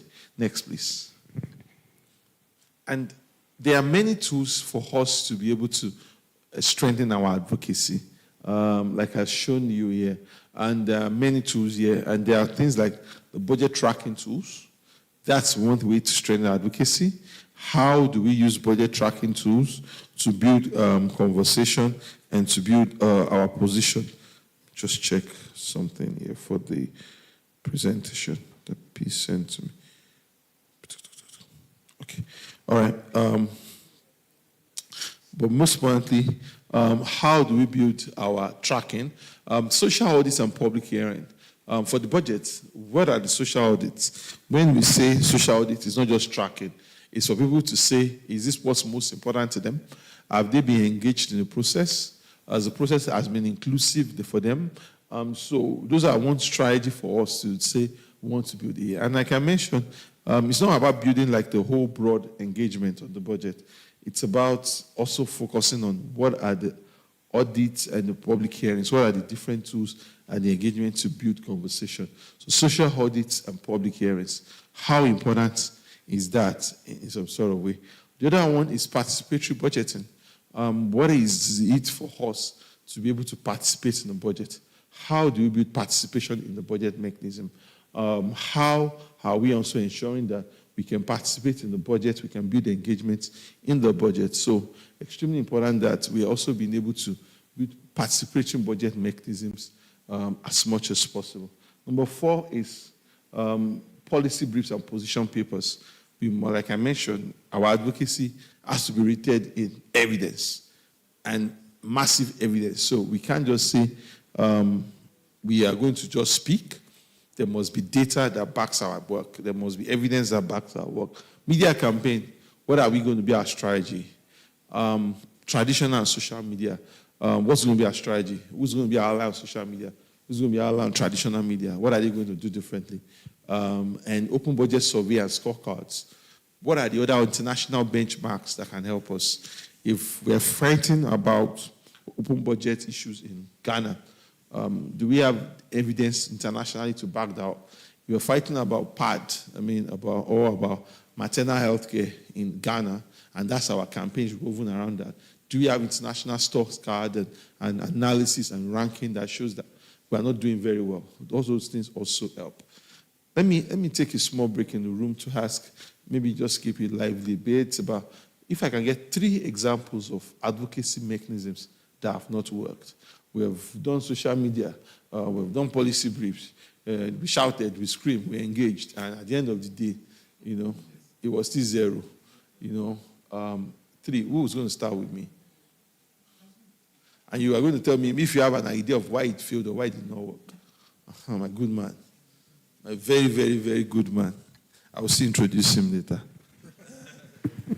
So basically, as we all know, the Galamsey issue, which has transcended both parties, and the issue, from my perspective, why it's failing is because of the political involvement and also some of the security couples in the system. And what has not been done, social media, demonstrations, among others. And we are still having excavators captured and get missing, as if excavators have wings to fly. So that's the main issue, the political involvement in there and the security services as well. Okay. All right. Any other one? I heard of the Galamsey issue because I know we worked on that issue. There was a bit of interest in it, but... Thank you. There is this also National Cathedral construction. Okay. $58 million was brought to the country. Yeah. And we asked ourselves whether Ghana is only a country for Christians only. Yeah. And no traditional or no Muslims. Yeah. And as we speak, the place is now a swimming pool. Okay. The 58 million has been dug as a swimming pool. That's and it's all advocacy on all parts of the social media was used. I'm sorry. And as we speak, the National Cathedral is a swimming pool in Ghana. Thank you. The most expensive swimming pool ever built. It's in Ghana. Yeah. All right. Who else again? Because I heard of National Cathedral thing, and I heard about it. I'm like, somebody these public leaders, they don't understand the primacy of public resource. and how important it is that you can't just run on fumes and on emotions. If you want to build a house for God, use your own personal money to build a house for God. But you can't just say, I woke up this morning, I felt like I should give a cathedral to the country. If you want to do it, use your own money to build it, and that's it. But sometimes one of the dangers when institutions aren't strong in a democracy is that people can't draw the line about what is personal, what is institutional. And you see people now running public processes based on their own emotions and their own wishes. And I know I heard the name wants to be changed somehow from National Cathedral. National Cultural Center. You manage it like that. Swimming pool has been built. One more example of advocacy. Sanitation. I think we had a sanitation-based which for now has been offered. Yeah, when it's done.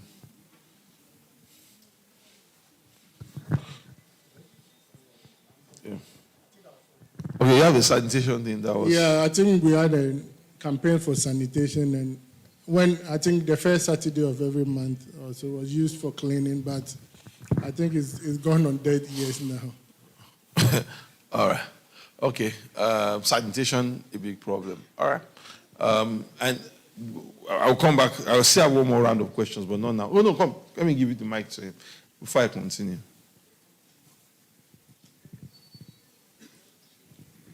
So taking our experiences from mining over so many years, when Ghana discovered oil, civil society launched a campaign for a law to be passed on how oil revenues will be managed.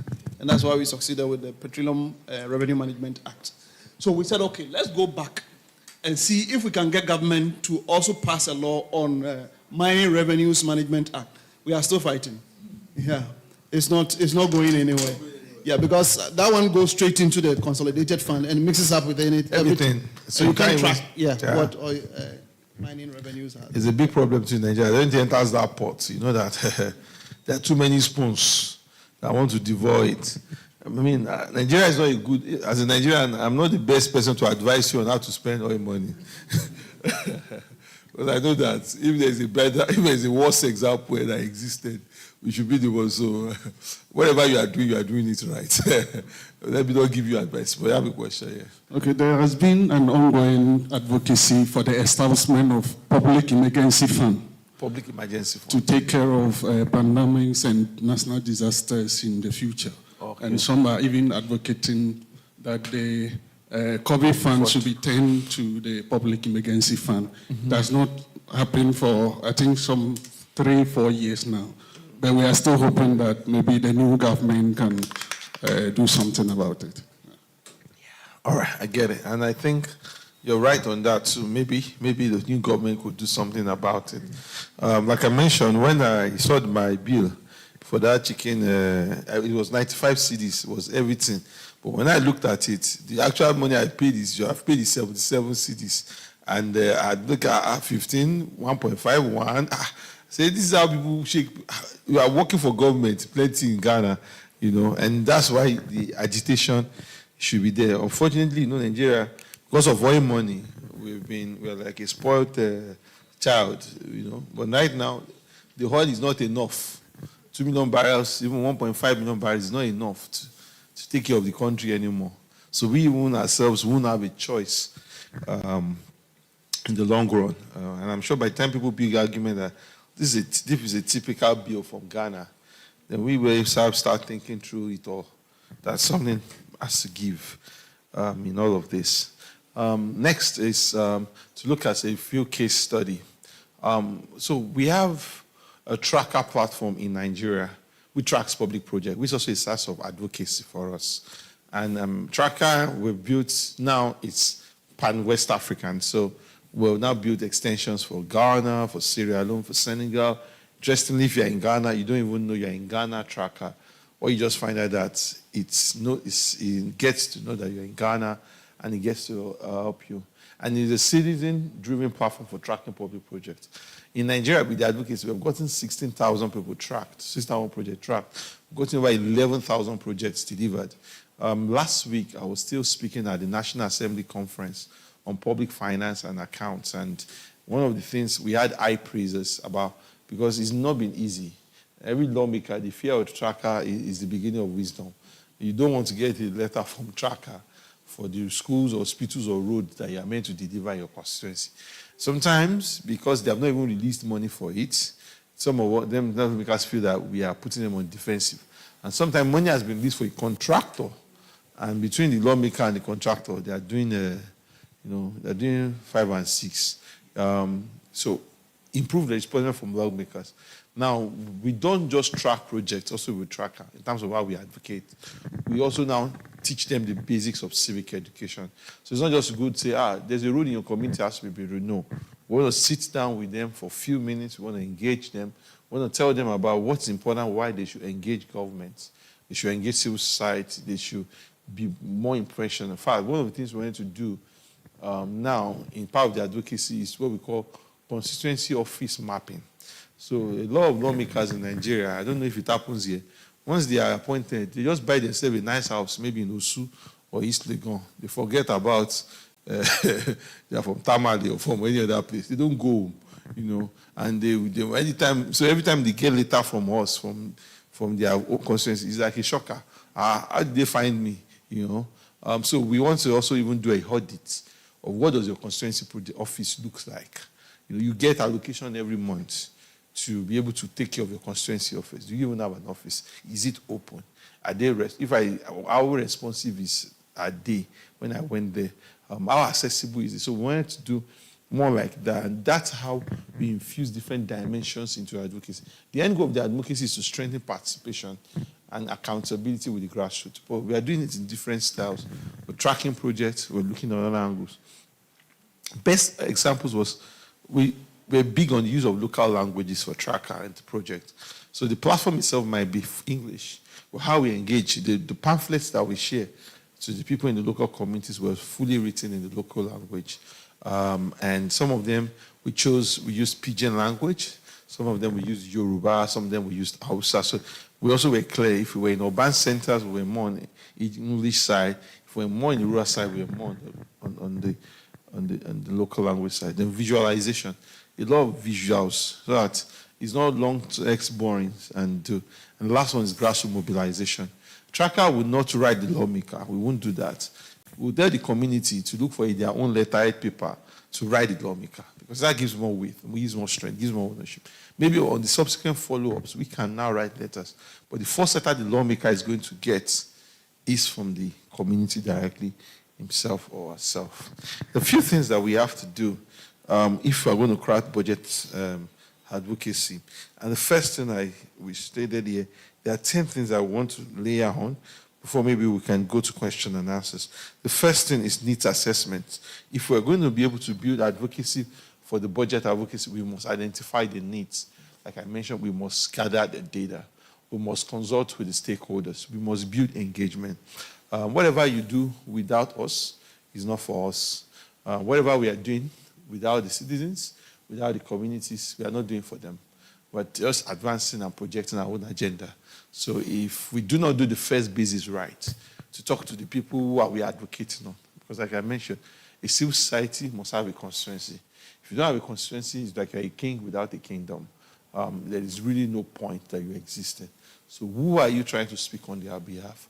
Who are you trying to work on their behalf? Can you engage them about what is priority to them? So that the lawmaker will not say, Ashibi, I told you, it's all those big boys that have offices in this Legon that are disturbing me. The people don't care about this issue. So when he also goes to the people and asks them questions, do you care about this? They say, yes, we care about this. Yes, we know about this. So the voices of the local stakeholders must be involved, must be mainstream at the time. The thing also is to set goals and set what is the definitive goal and what I will call the adjusted goal. So there's a definitive goal about where we want to be. There's an adjusted goal is about if you are going to fall in adjustment, this is where we want to land. So I want to be able to set my objectives about where we are advocating for. But I also want to be able to realistically that, okay, if we get this in year 1 or year 2, that's a win. Because sometimes when we say we failed in this advocacy, the consciousness that we have brought into these things itself, it's huge work, and we know that we'll just keep pressing on and on these issues. So we need to be able to set those goals. Thirdly, is also be able to what realistic in terms of forecasting revenue streams. In terms of about, okay, if we are going to say the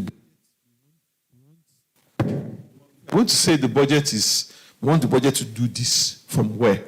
If we want to say the government should set up a public emergency fund, is it going to be reasonable to say after we are taxing people 21, 22%, that we want to bring another 1-2% tax again into the system? We have to be very realistic so that the things we are advocating for doesn't sound like as if we are even trying to punish the people more. If we are going to say, okay, let's substitute the COVID-19 fund for this, maybe that's the midpoint that we are looking for. So we also must understand the financial resources that are available to our advocacy. Or even if you are going to fund it, how are we going to fund it? One thing we're trying to do with the constituency project advocacy in Nigeria is that it is revenue dependent, access dependent. That means the government is not compelled to fund it. So what you now have is that everybody is using their influence inside government to say, you must fund my own project, you must fund my own project, you must fund my own project. But we now say, let's flip it. Let's make it statutory for you, even though we'll bring it lower. We'll say, okay, it's 1% of the budget you get, but that 1% will now be statutory, which means compulsorily you will get it. And now that's beginning to feel like, okay, instead of me hustling up and down, knocking doors everywhere for this constituency project, if I make it statutory and I get it, that makes it all helpful and more easier for me. So that is something that we're looking at. The next thing is also, next slide, it's also prioritization. We have to prioritize the issues.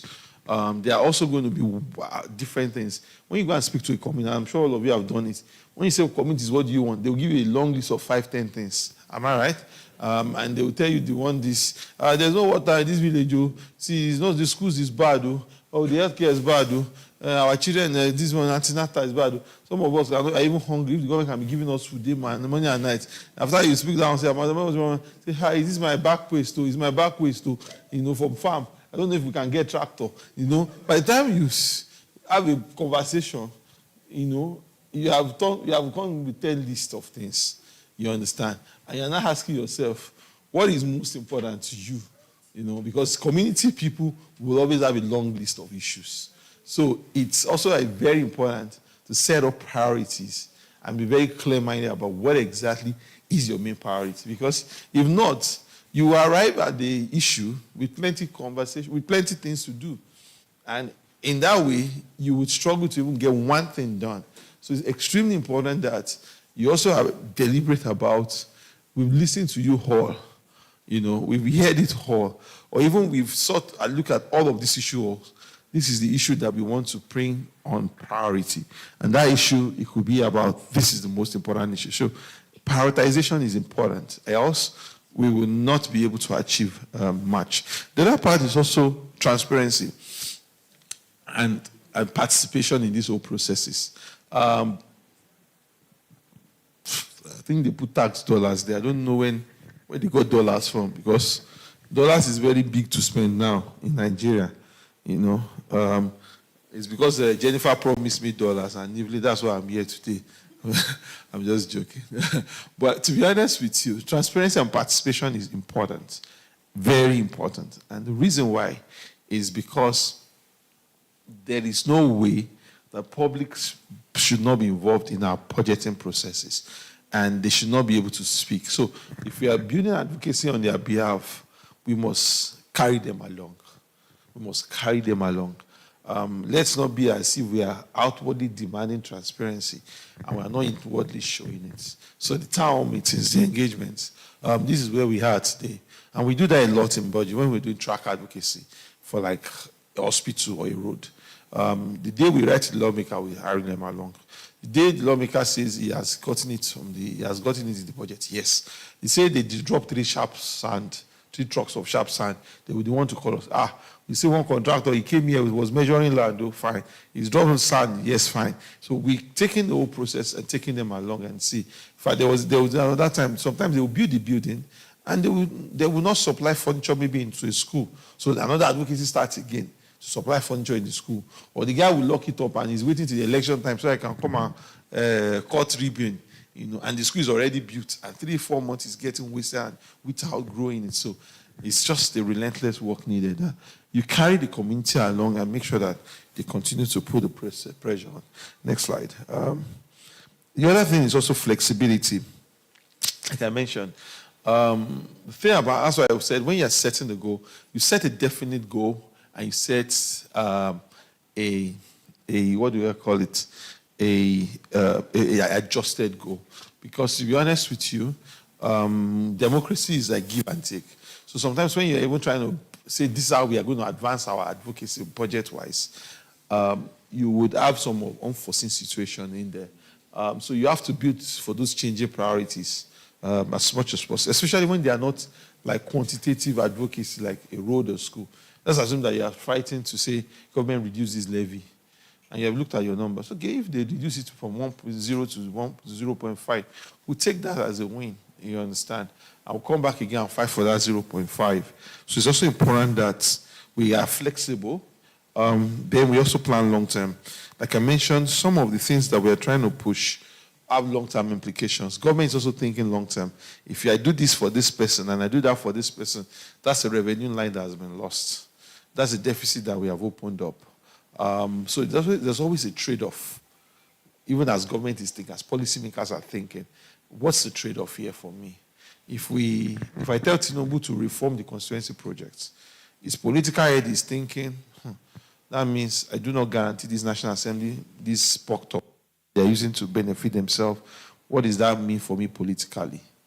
I'm looking at it from a resource-based, you want to save money for the country because you want to reform constituency projects. Looking at it from the political angle that nice to save public projects.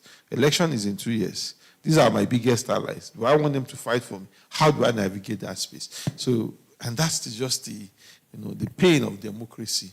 There are too many colliding factors, too many colliding interests. So it's also important that you also plan with timing.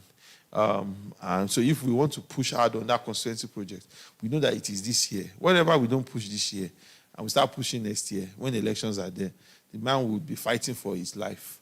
In the African elections, like fighting for your life. So that you don't get so that the money that you have stolen doesn't get probed, and it doesn't. So you have to start. See, now I must be there by all means. By all means. So planning long term also is helpful. Some of the issues I've said advocacy has wasted or lost. It's not because that's what it's going to be forever. If you give it yourself a bit of time and you coalesce again as a coalition and you get the timing right, now that Mr. Mahama is like Father Christmas and it looks like he's, but I told my colleagues, yes, I said the first time he rode with too many Nigerians. They told him bad things. But now it looks like he's put Nigeria on one side. He's now focused on himself. That's why things are looking good now. So, very important. Plan long term. Timing is also very important. If we feel like this is the biggest chance on window for reform, we go heavily on it.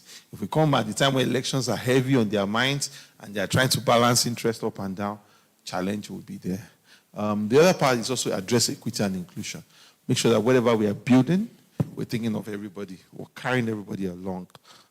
It's extremely important that women, girls, and all other groups are carrying them along.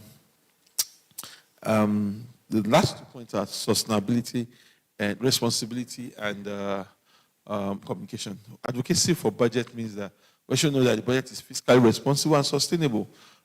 We don't take decisions that now burdens the government more. We are also very sensitive to that.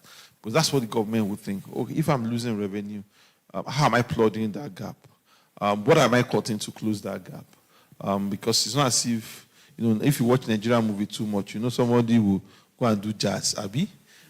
I've been thinking, how can government not be doing jazz so that the money will just come in the night, 10 million Ghanaian cedis tonight. tomorrow another 10 million Ghanaian cedis. But there's nothing like just money, government money. You would work for it. You would have to balance the books. It's fiscal responsibility has to happen, which means we also have to make sure that what advocacy we are building that must tie into how are we fiscally responsible. One of the reasons why I respect Ghana a lot is how I know you have had your hard times recently with haircuts to the bonds and all of those decisions that have to be made, but there is a pattern that you still try your best to maintain the independence of your central bank to make some hard decisions. And like Nigeria, Buhari just printed money. See, there's no money, go and print it. See, there's no money. See, print money. The machine has actually stopped working. You know. Say, if you cannot print it, don't they have printer on the street? Tell them to print money for me. You know. And we kept printing money because we thought it is more money money is not equal to value. And by the time we now print so much money, you know, almost 22 trillion naira, which was a lot of almost $30 billion, was what was printed. That money starts chasing dollar, which is because you are not printing money for the woman on the street, you know. You are not printing money for the pensioner that has not been paid. Because if you print money for a pensioner now, he's still going to use that money to eat. It's not as if he's using that money to go and buy an apartment in East Legon. Sure, you understand?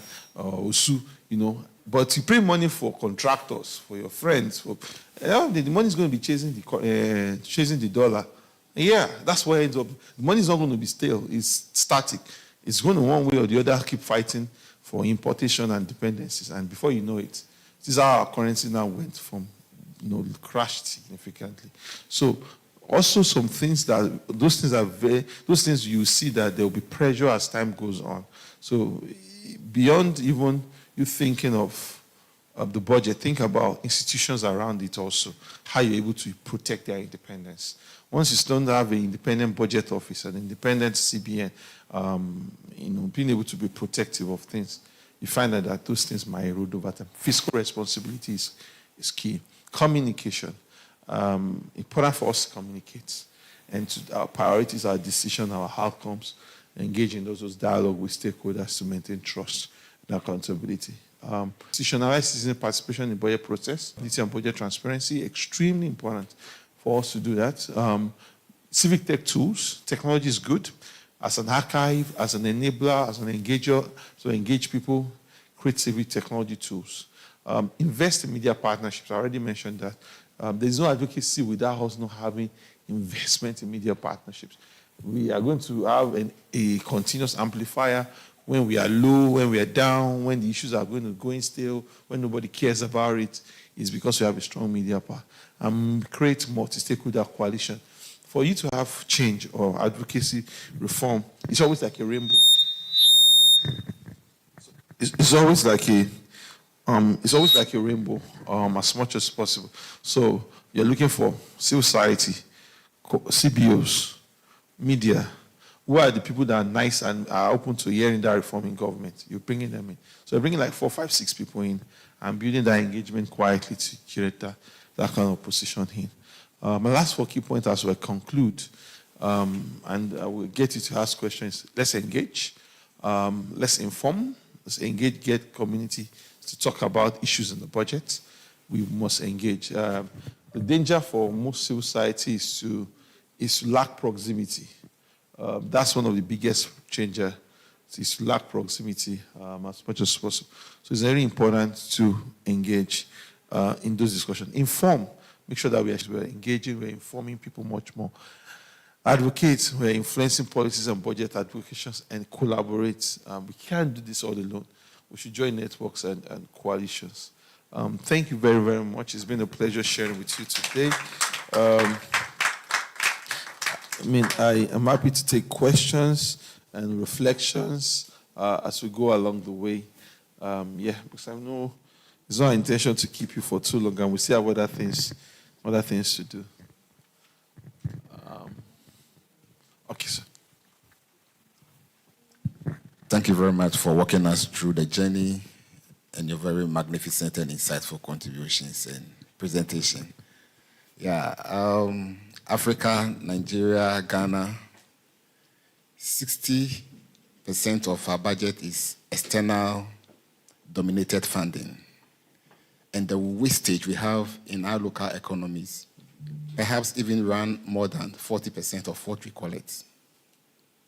So how are we as a country and as a West Africa bloc going to limit our internal wastage and also make room for citizens' growth and development rather than personal agenda as politicians? My contribution in our little interface, both Nigeria and Ghana, is we have the resources, we have the human capacity, but the leadership is disastrous. How are we as a CSOs going to push dynamism in leadership formations that will drive our economies forward so that we limit the internal wastage? We talk, we do most of it, but the leadership is so our problem.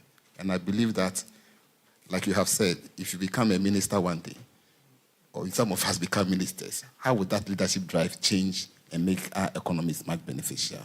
To limit the dependence on the external inflows in managing our budget and create more local content to push our budget forward. Thank you. I like your question. And you said inflows. There's also a big problem even with outflows too. Because there's a huge campaign going on about the size of funds used by Africa to service external debts, and how, because of risk premium applied to African debts, now it's a bit very challenging that for some countries with worse macroeconomic indicators, maybe even in Europe, you will find out that debt is priced at 5-6%. But for Africa, you will see 12%, 13%, most of our bonds, it's a big problem. And you now see a chunk of the money that was supposed to be used for development, spent for servicing public debt. It's not even helpful when you look at the World Bank and its model, which I have significant problems with, which you just call a state contract. Say, I'm loaning you 300 million, I'm loaning you 700 million. And to what? Are you monitoring the use of the fund? Even though you tell me I'm paying back in 10, 20 years, I'm monitoring of 10 years, I'm still going to pay back at some point in time. And I'm not, with my currency weakening consistently, it means the value of what I'm going to use to pay back in Naira is even much more than the gain. So I have to be very specific. What am I using? What am I using this USD or this dollar that you are giving? What am I using it for?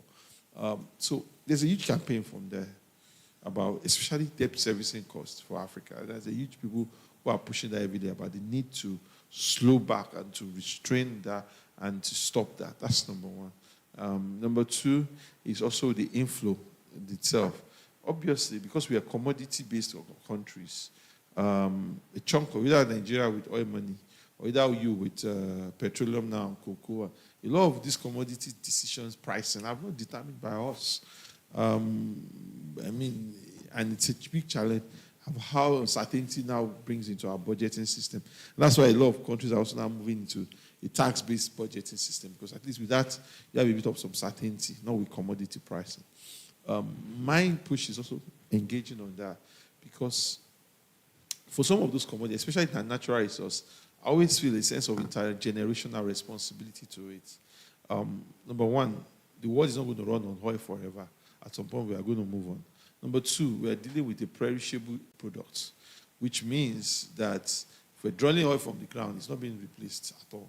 One day, there are some countries that have run out of oil, like Bahrain, that do not have oil. They've taken out the last thing that they have. So if as a country, like Nigeria too, maybe another 30, 40 years, we run out of oil, all the money we make from oil, what have we kept? You look at the Saudis, the Qataris, the Emiratis, they have trillions or even billions in sovereign wealth fund. It's also important that we also build a conversation for intergenerational fund, from some of these resources, that we believe that something should be kept in hand, for the future. Don't be like Nigeria. Don't be like Nigeria. Very, very bad boy. Very, very bad example. Because we have also drilled billions and trillions of naira from oil, but not looked like what you have gotten. Yeah, that's all. That's a good one. Another question? Yeah.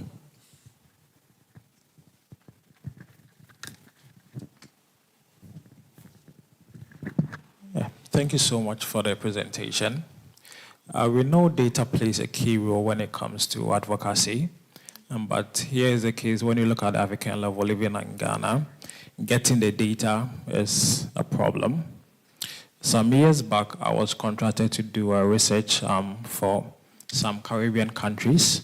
We were looking at the pharmaceutical industry, how to get drugs, what are the gaps and everything. And I asked them, how do I get the data? They said, go to the government site.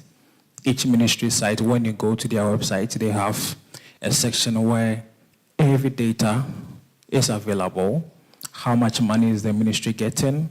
What specifically they are being used for is available on their internet, on their website. When we come to Africa and in Ghana, it's not the same. We can even have ministries publishing reports, yet you can't even get it at their website. You can't even getting a report becomes a problem. If we are supposed to have an effective advocacy, we need the data. Here's the case, assessing the data, even with the right information, data is still not forthcoming.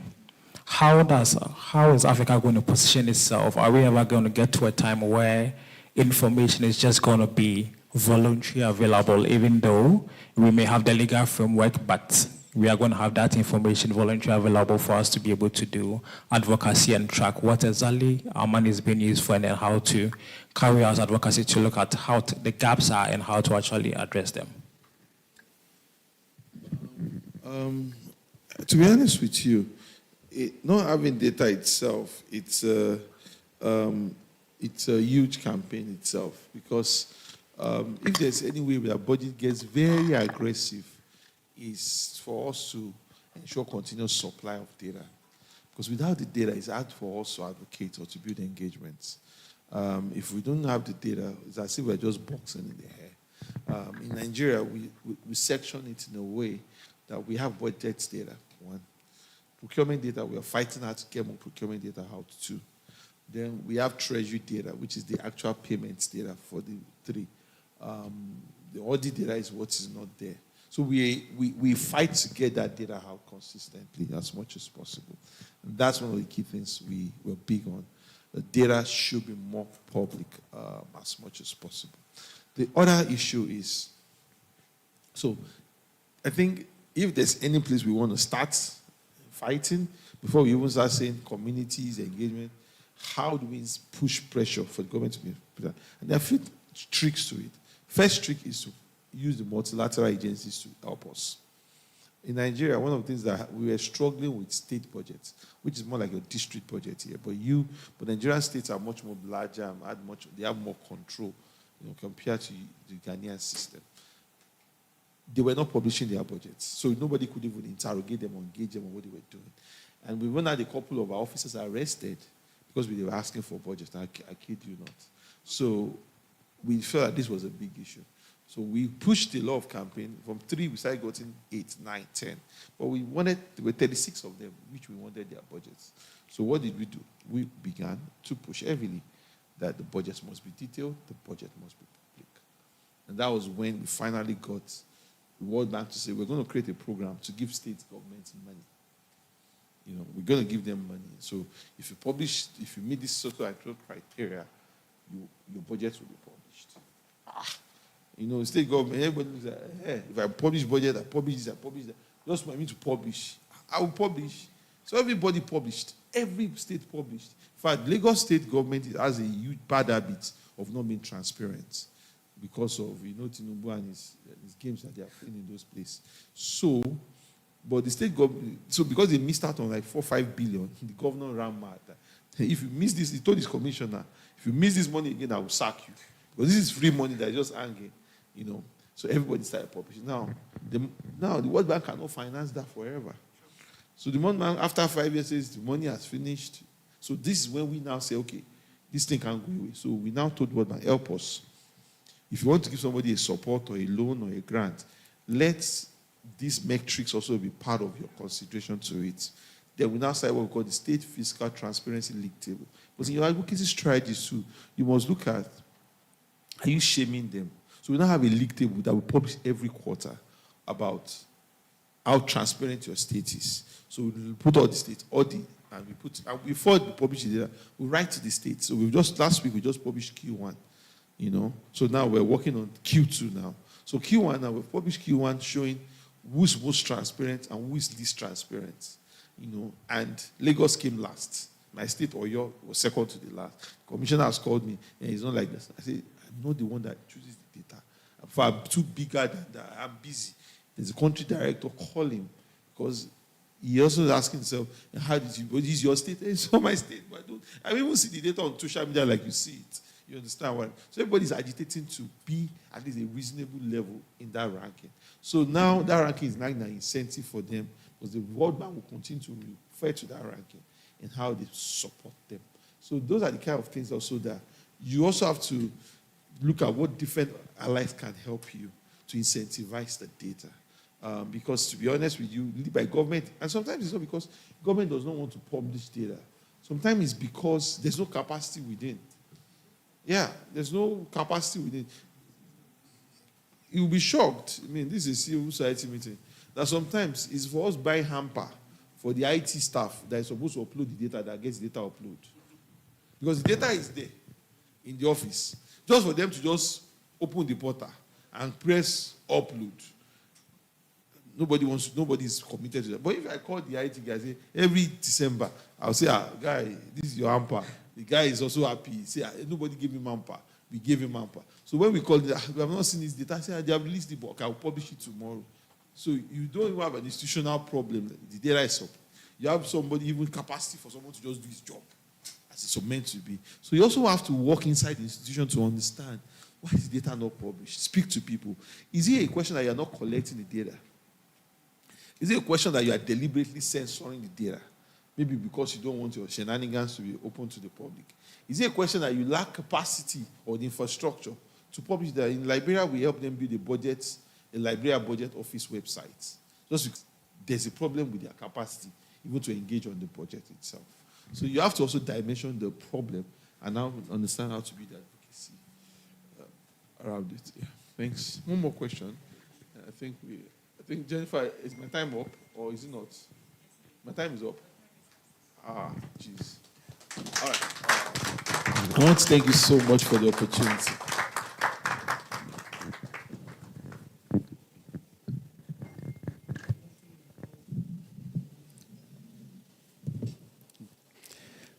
Thank you very much, our dear, very, very dear Global Director, Mr. Sheon, for your very insightful and eye-opening presentation.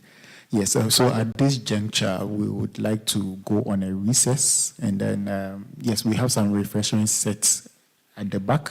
So, yes, we will go on a recess now, and then we'll continue after the recess. So, yes, we are on a break now.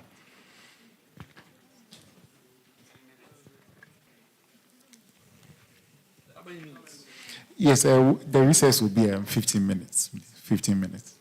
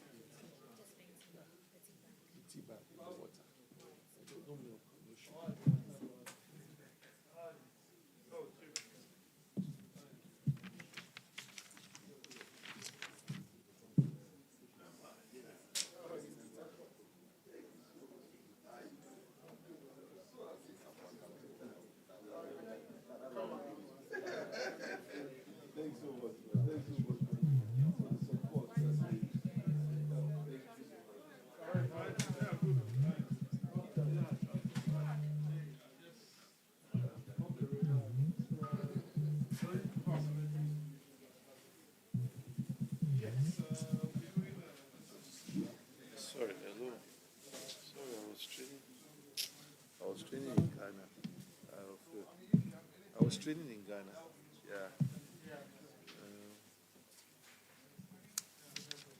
What happened?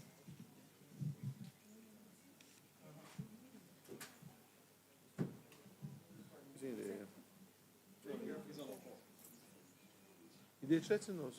Let me call you. No, you finish. Okay, bro. If they threaten us, that's what I'm saying. Maybe if we call out, because me, I don't tire. This means that we cannot. No. So waiting we even, and honestly, but I feel say, say you try to use the word to follow up like reasonable person. You can't talk say how much you want. You can't talk say that 14,400 you want. Say maybe pay. You now say okay, we give you offer $8,000 to collect salary for 2 months day and an extra 5K for your for you. For the contribution. Then we now give him some condition to that money that he will drop all of those things, he will leave BudgIT Liberia for us and focus on himself. Then he said he wasn't want. Then me, I even thought he was going to agree, but he wants to say 5K or 8K is too small. I want 12K, I want 13K. But it seems some people are already stocking it in his head that he can run, that he can go away with it, he can steal the organization. So what me and now agreed is, I'm not going to fight you. You want us to separate the issues. That one, BudgIT US, BudgIT Nigeria hired you to work in Nigeria. So step one. Step two, you want us to also you also want us to talk about BudgIT Liberia as that we are a trustee of BudgIT Liberia. No problem. In any way, that's not even a problem. Issue as much as possible. So what I'm planning to do is very, very simple. I plan to website him query today about us as him as a staff of the organization and ask him to respond in 72 hours. So I'm expecting to respond to the HR and respond on that. The second one is I also made a request for the Board of Trustees meeting because the trustees is me and Laura.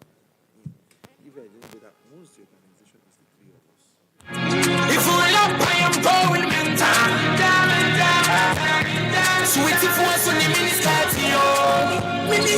I'm trying to focus, so I was busy with it, go easy with it. Let me not feel relaxed. Let me sound so bitch, let me see God delay. I carry my shirt. You think I am so busy?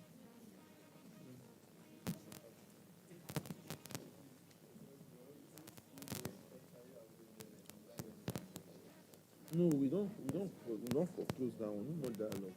This one is when there's a process. At the end of the day, we end the report. We dismiss him. No, when we dismiss him, then we make a decision. We dismiss him, and what we pay him his benefit. But we can't even pay him his benefit because the account that is supposed to use to receive the money, he has compromised that account. Yeah, he has compromised the account. We don't pay him directly. I can't even pay him directly. The account that he used to receive the money, he has compromised the account. So he has to go and reform that, and he will not do all of that. As long as he doesn't do all of that, we are not able to pay. So then we now that one for the trustees. And it's lawyer that will handle that one for us. This is now. I'm not bothered about this case.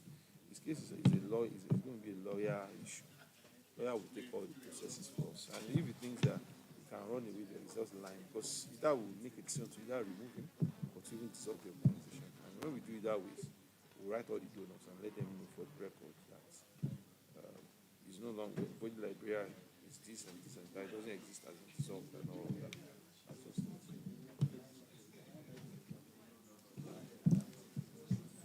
There's no.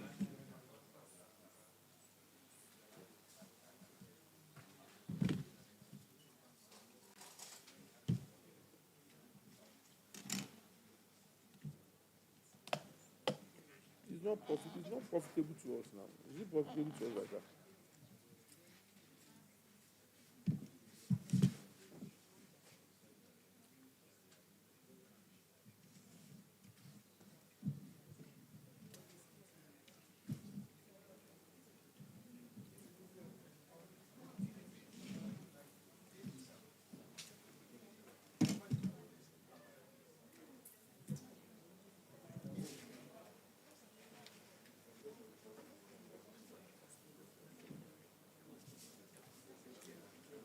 No.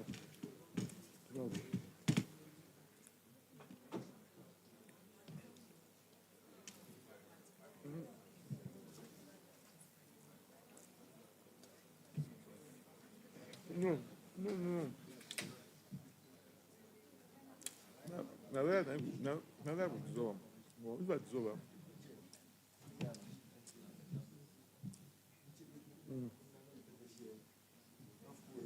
Yeah.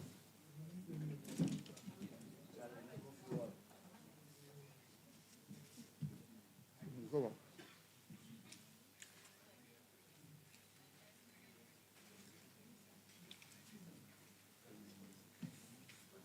In fact, not because of him, that could be a good idea. It was not because of him, even went to Liberia. Even went for another meeting. Just call and say, I did town.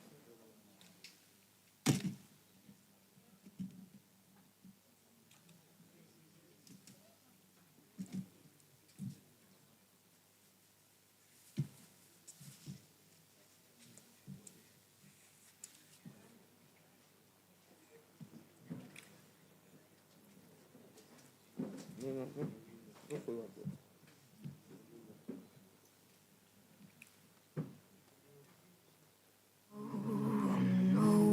Good for you. I've learned to lose. You can't afford to. Torn my shirt to stop you bleeding, but nothing ever stops you leaving. Quiet when I'm coming home and I'm on my own. Quiet when I'm coming home and I'm on my own. I can like, say I like it like that, like it like that, like it like that. I can like, say I like it like that, like it like that, like it like that. I can like, say I like it like that, like it like that, like it like that. I can like, say I like it like that, like it like that, like it like that. I said, like it, like it, like it, like it. I said, I said, like it, like it, like it, like I said.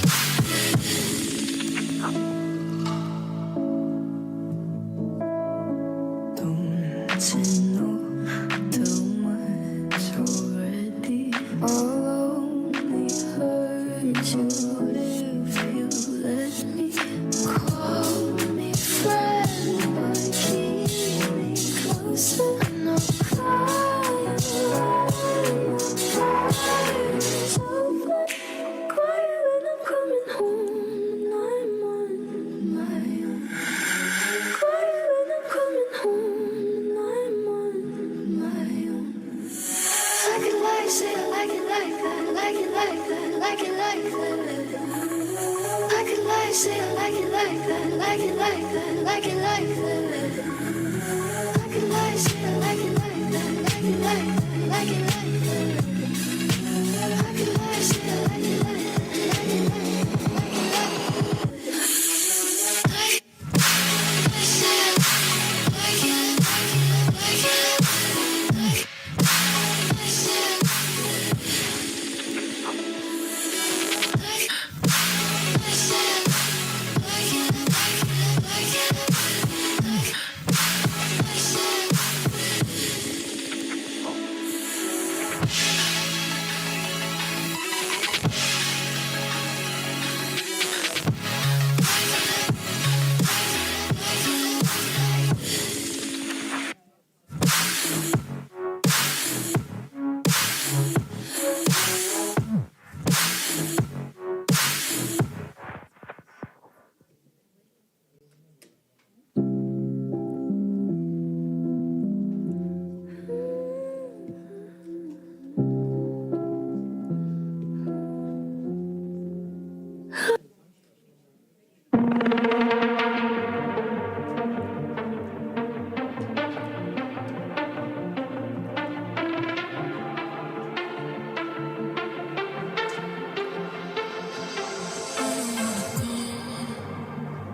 But baby, we both know this is not our time.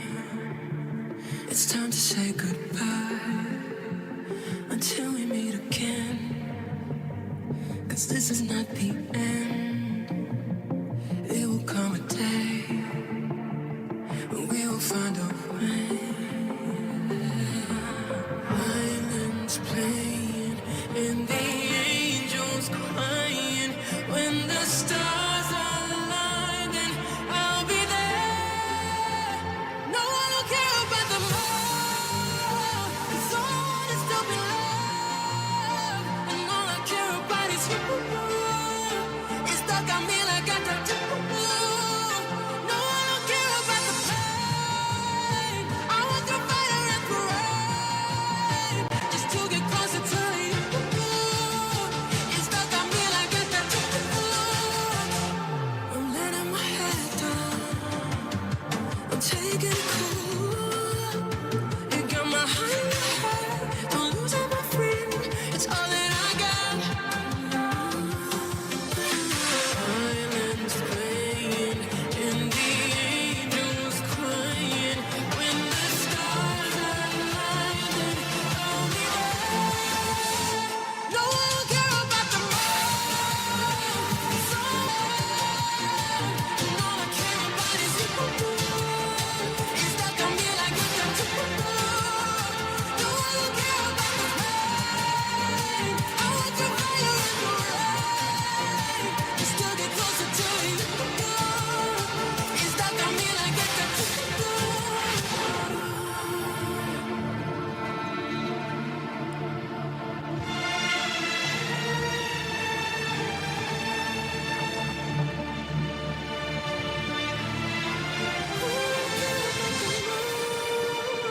Cause all I want is to be loved, and all I care about is you. It's stuck on me like a tattoo. I don't care about the pain. I want the fire and parade, just to get closer to you. It's stuck on me like a tattoo.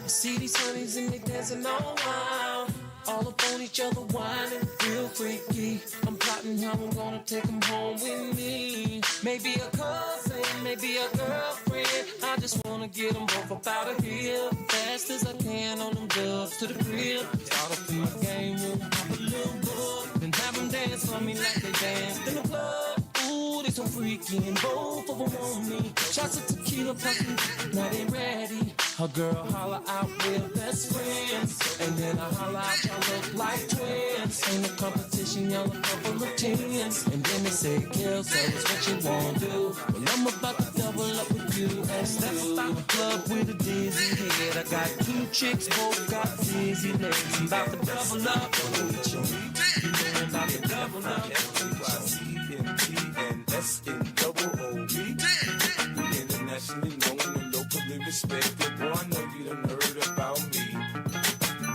FIFTYCENT and SNOOB. We internationally known and locally respected. Boy, I know you done heard about me. I'm a PIMP. I don't know what you heard about me, but a bitch can't get a blunt up out of me. I drive a Cadillac, wear a perm, cause I'm a G. And I'm a motherfucking CRIP. I don't know what you heard about me, but a bitch can't get a crumb up out of me. I drive a Cadillac, wear a perm, and I'm a G. And I'm a motherfucking PIMP. Yo, that shit is crazy. My name is Sadie. My name is My name is excuse me. My name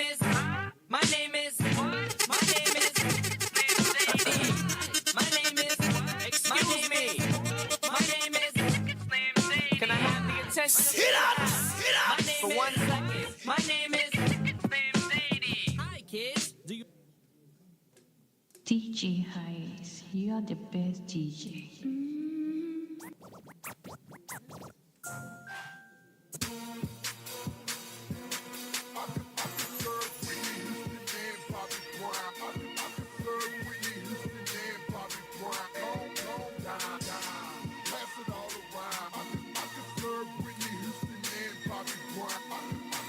CSOs by nature. H-Town, Trey, what it do?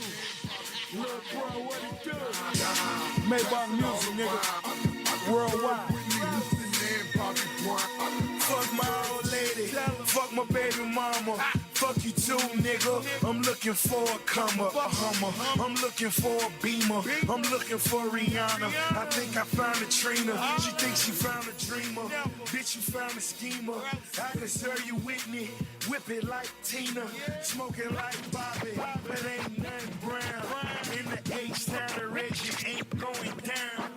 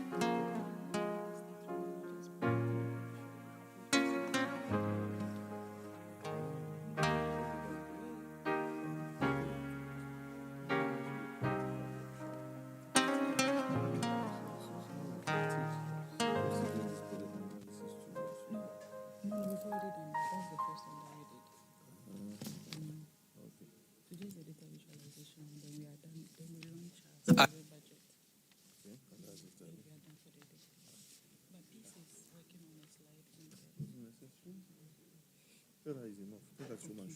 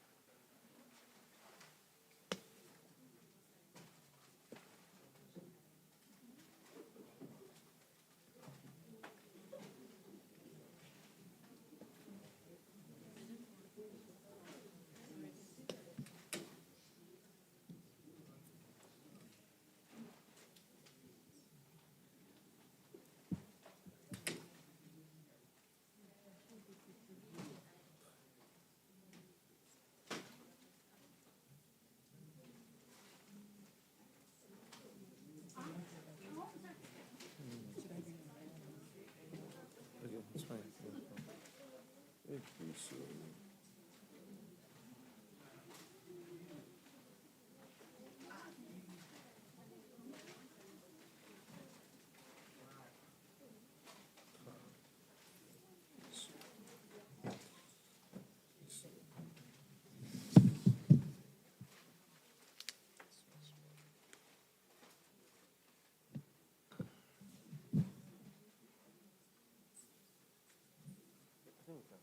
She's done it.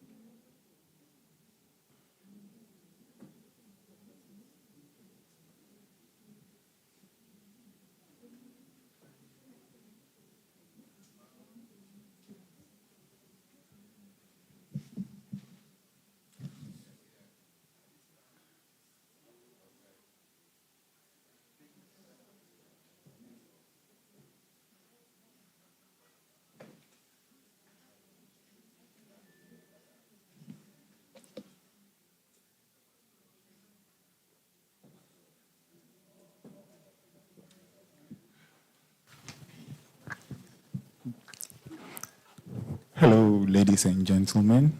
Good afternoon, and welcome back from our recess. Yes, so without further ado, we'll just go into our next session. Our GD is going to take us through data visualization for advocacy. Yes, so Mr. Sean, yes, we are ready for you. Let's welcome him with a round of applause. All right. Thank you so much. How many minutes do I have?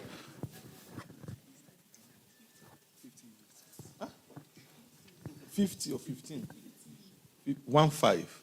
You're not serious, Jennifer. I didn't know. I thought that was my entire. I didn't know. You should have signaled to me. I even wanted to keep going and on, but honestly, it was when you told me my time was like, seriously? Oh wow! I didn't know. Okay, I think we'll take. I would try 20, as much as possible, so we can wrap up on time. So I mean, if there's any reason when we started, but if there was one big theme about us or something that was unique about us when we started, it was on visualization. Because I'm always carried humility that we're not the first person to start analyzing budgets, either in Nigeria or in West Africa. The extra sauce we brought into it was the visualization, was how do we make complex issues, how do we make them much more simpler? And that's when we built the data work. And I won't want to take you through a whole lot of complex pieces because I wish, when they were asking me about this topic, I said a data visualization class is like a workshop, which means you would have to come with all your laptops and we would have to sit down and we even have to dimension if I'm the best person to take it, or two, if you are even the best person to receive the work. Because it might mean that you send your programs officers or your graphic designers or your program. So even if we're going to do this again, I think we would have to now situate how best we would deliver this, but best done as a workshop. But I will just take us through some basics of how we think through data visualization. First is about data. Popular writing says hidden factual information that can be used for reasoning, discussion, and calculation. So data is technically observation. Whatever we see as data, whatever we see as numbers, whatever we see as patterns, whatever we even see as narratives. It's not just numbers that is data. Anything that we can observe over a period of time that can be as basis for facts or for reasoning or for calculation, we'll take that as the data. Next. And you understand that the first thing is that data is a value for communication. What exactly do we want data to achieve for us? We want to have a conversation, and we want to say, let us have data. For example, if somebody comes and says, you know that former Ghanaian president, he stole $20 billion. I say, it's true, it's $20 billion. Then you have someone asks, how much is even Ghana's budget? You know, that somebody, and because I hear things, we hear things in Nigeria. So the person stole $80 billion. I mean, how much actually is the whole money that government got in 5 years? That one person will stole $80 billion. He's not, and someone has $80 billion and he's not in the radar of any billionaire tracking mechanism. They would have found out the person. But that's how we are. People just throw out numbers there because they want to build communication. So data is a value for communication. Because the whole purpose of data is for us to be able to excite communication and for people to build knowledge on top of that. And we will see that as we go along the way. And first, we must understand what are the primary data points. Because like I said, someone can wake up tomorrow and start carrying rumor that guy stole $20 billion. But that's not the primary data point. So we also have to even understand what's the primary data point. Who should give us the data on, if we say Ghana's production, oil production is this. We should give us the data on Ghana's oil production. We should give us the data on the budget. We should give us the data on the spend. We should give us data on health. We should give us data on the procurement. So being able to clearly define what is the primary data points for each of these places is extremely important. The other part is the engagement model. Another dimension is we want to build a conversation. We want a source for that data primarily. You want to build an engagement model. Who are we speaking to with the data? Because if we don't define what the engagement model is, we will design the wrong thing for the wrong people. We will say the right thing for the wrong people. So extremely important to also understand what engagement model are we building. Are we building data for experts? Many of you have seen McKinsey give you a report before. You see how there's a lot of jargon in the single slide. And it's just someone has to show that they are working. You understand? It's not as if there's work like that, but if you don't write jargon, how do you prove that you are working or you know more than the other? So it's also deliberate that engagement is critical. How do you build engagement? Because without us not clear-minded about who we are building engagement with, it's a bit of challenge. Then the data analysis tools. How are we going to analyze the data? What are we going to see in the data? It's extremely important that, is it Excel? Is it PowerPoint? Whatever are we going to use to analyze the data? Is it R? Is it Python? Is it whatever we see to analyze the data to be able to get the insight that we want? The other part is the trend and predictive analysis. Is where we build the insights generally. Because we have to be able to spot some trend. My team knows that. I always tell them, if I see 1, 2, 2, 2, 2, 20, my reasonable is, how did 2 become 20? So there are two problems there. I need to pay more attention to what made 2 become 20. It's like a governor he's a Yahoo governor. Nobody call Yahoo governor. He just conjures. So he's told us that his IGR in 2023 was 23 billion naira. Okay, fine, 28 billion naira. Then suddenly, you say your IGR is now 500 billion naira. I say, are you printing money? Did you do jazz? Like, how did IGR move from 28 billion to 500? And that's what you put in the press. And the press didn't interrogate that. They say Enugu State IGR rises to 500 billion naira. That's not possible. I've never seen something like that before. So I told my team, okay, go deeply into his sheets, into his quarterly performance report. So as at Q3, his IGR was 39 billion that he wrote officially. So I now said, so we don't have his Q4. So I now said, but you cannot grow IGR from 39 billion to 500 billion in a single quarter. You understand? Then we now checked again. Now said Q4 came out. He was not even writing 140 billion. I said, it was not even true for you 140 billion. You're just trying to lie. So that in the future, they say, who are the governors that increased IGR? They will say, point to this man.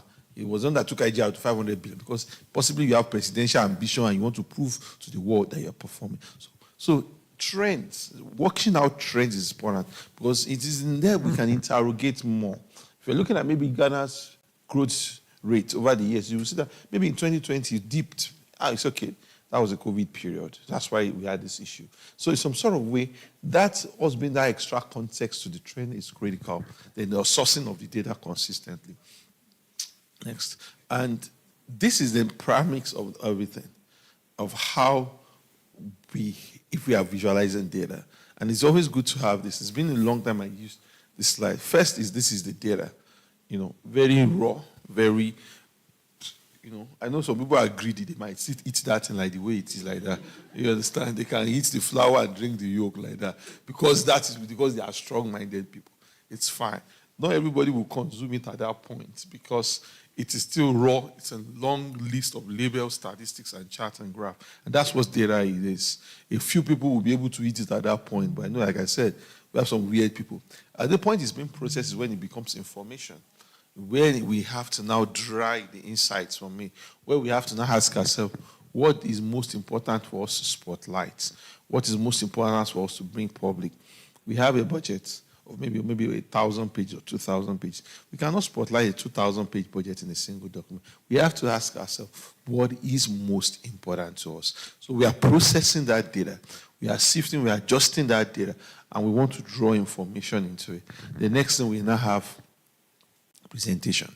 So the presentation part is when we are garnishing it, when we are coloring it, when we are painting it. You can see it as information, but it looks more presentable when you hit it like a cake that is well made and well done. Then finally, when you consume all of that, it's like for people to have knowledge, and that's the whole purpose. You understand that go back, please. Don't go yet. That The entire interest is that if I consume a lot of the cake, I'm able to gain knowledge in the process like that. Next. And the purpose of that knowledge is not for you to internalize it. The purpose of that knowledge is for you to be able to have a conversation. It's for you to have a conversation. It's Benokri that Benokri is an African novelist who writes what they call magical realism. He says the length of a book is not actually in the number of words that you carry. It is the extent of the conversation that you're able to have on the basis of it. So, next slide. So it's also important to understand that the whole purpose of the data is the value is in the communication. If we put data out there and nobody's interrogating, questioning it, angry about it, very, pissed off about it, shouting about it, we have not done what is good enough. And that data, we will do a lot of things as engagement, like I mentioned. We do baseline analysis. Where were we? A lot of times we don't do baseline analysis. It's also good to know where we are, what there is the work that has been done so far. If you want to look at revenue of Ghana, we will not start this year alone. We'll look at what has the trend been over the years of the revenue.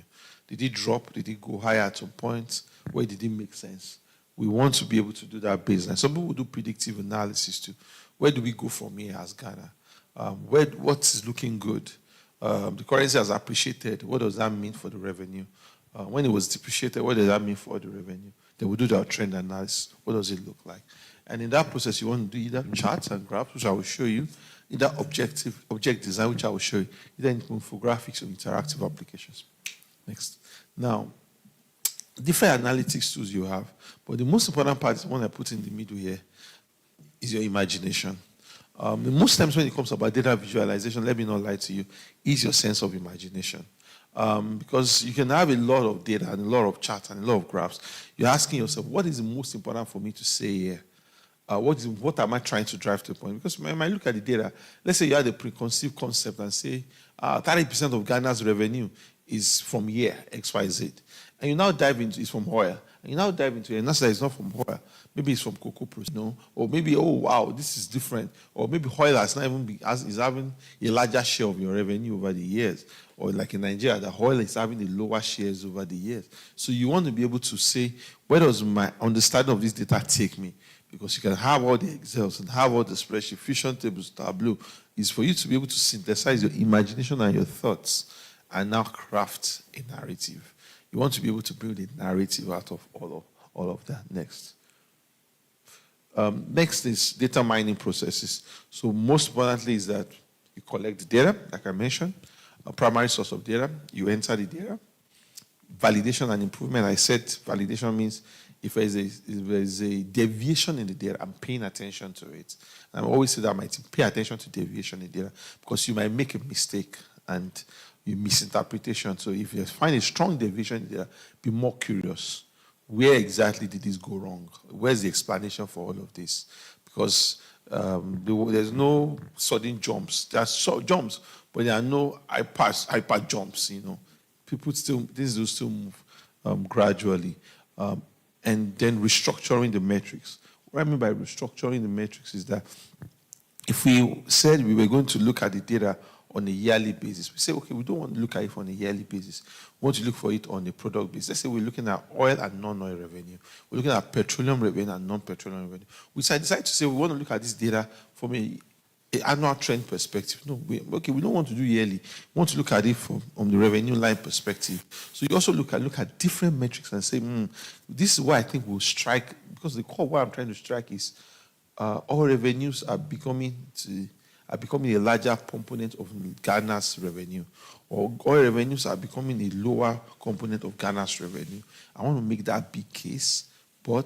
So I don't just look at the data on the annual basis, I also look at the data on the commodity line basis. Or I'm trying to look at even expenditure. And I say, what basis am I want to look at it?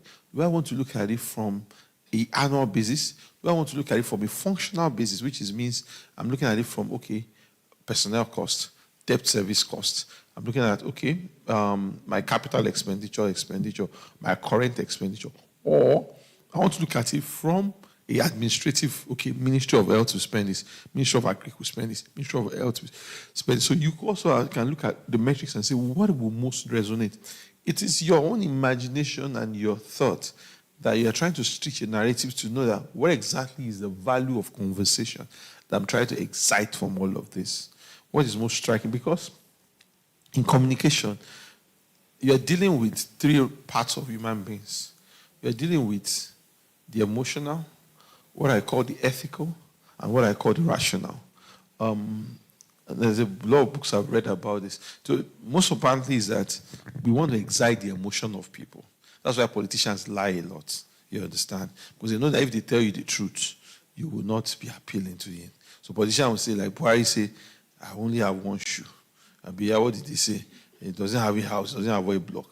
But all your children are schooling abroad, sure you get. So how is he adding up? He gets, but nobody will interrogate that. He will say he was a poor man. Or Jonathan said I had one shoe. Sure you understand? So everybody carries an emotion because they know that human beings are more emotional than rational. Yeah, that's just the truth. So that's why when we are crafting our infographic or our design, we're asking ourselves, what is the most emotional component of this work that I can put? We will be rational. Don't get me wrong. Rational means we stay on the facts. Ethical means that we would also make sure that we stay within the boundaries of empathy and reasonableness. But the most important part is that we will also have to make sure that we have to be rational. We have to be emotional. When we had Bring Back Our Girls, if you follow that story, when some girls were stolen in Nigeria, so when it says Bring Back Our Girls, Chibok girls, was kidnapped by Boko Haram terrorists. And, when we say bring back our girls, and I say, okay, when we're trying to do this, we say, don't call it bring back our girls, because what would you do if your child is missing? You understand? Because now, the whole point is that you bring emotion by personalizing it. A lot of times, that's why politicians want you to see yourselves, they want to reduce themselves to your level. And it's not true, but it's just a communication gimmick that works all the time. The president of Kenya, he said he's an hustler. Someone that has been in government for more than 30 years. He said, we, the hustler nation. And all of them are saying, I cannot vote for Uhuru. I cannot vote for Raila. They have been in power forever and ever. This one is the young blood that is a hustler. It's like us. Politicians will sit back and reflect. What is the emotion here? You understand what I mean? That I can play into the emotion of people and just drug in that way. And the same thing you see that with Obama, even that with Trump, and they say Trump will say it as it is, and some people, that's what is fascinating to them, because look at Chelsea won community. What one did you win? Community World Cup. They want to leave the cup. Oh, guy, move away now. The guy wants. I even saw one video that even put one of the men in the suits. I said, hey, this is we should investigate where you come from.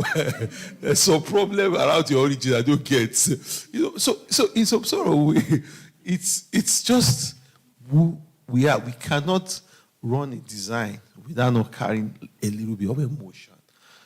And that's why even if we are stating a story, because as I will show you in that visualization, a visualization is a storyboard. It's not a collection of graphs and charts. No. You are right. You are sequentially writing it. And that's why I said best visualization class is a workshop.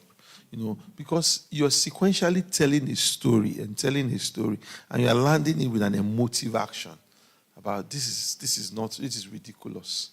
1 out of 10 children will die before the age of 5. There's a reason why people state those things when they are trying to do their videos and their narratives, because they have to draw in your emotion.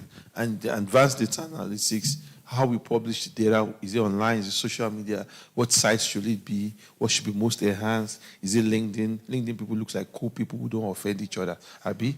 But everything is fine. No matter anything you do in LinkedIn, it's nice. People don't say bad things in LinkedIn. But on Twitter, if you say, it's war. It's like you put something in fire, first day I will hey, let me see how it's going to end. So also understanding the dynamics of where you're going to publish is also very important, and integration of feedback mechanism.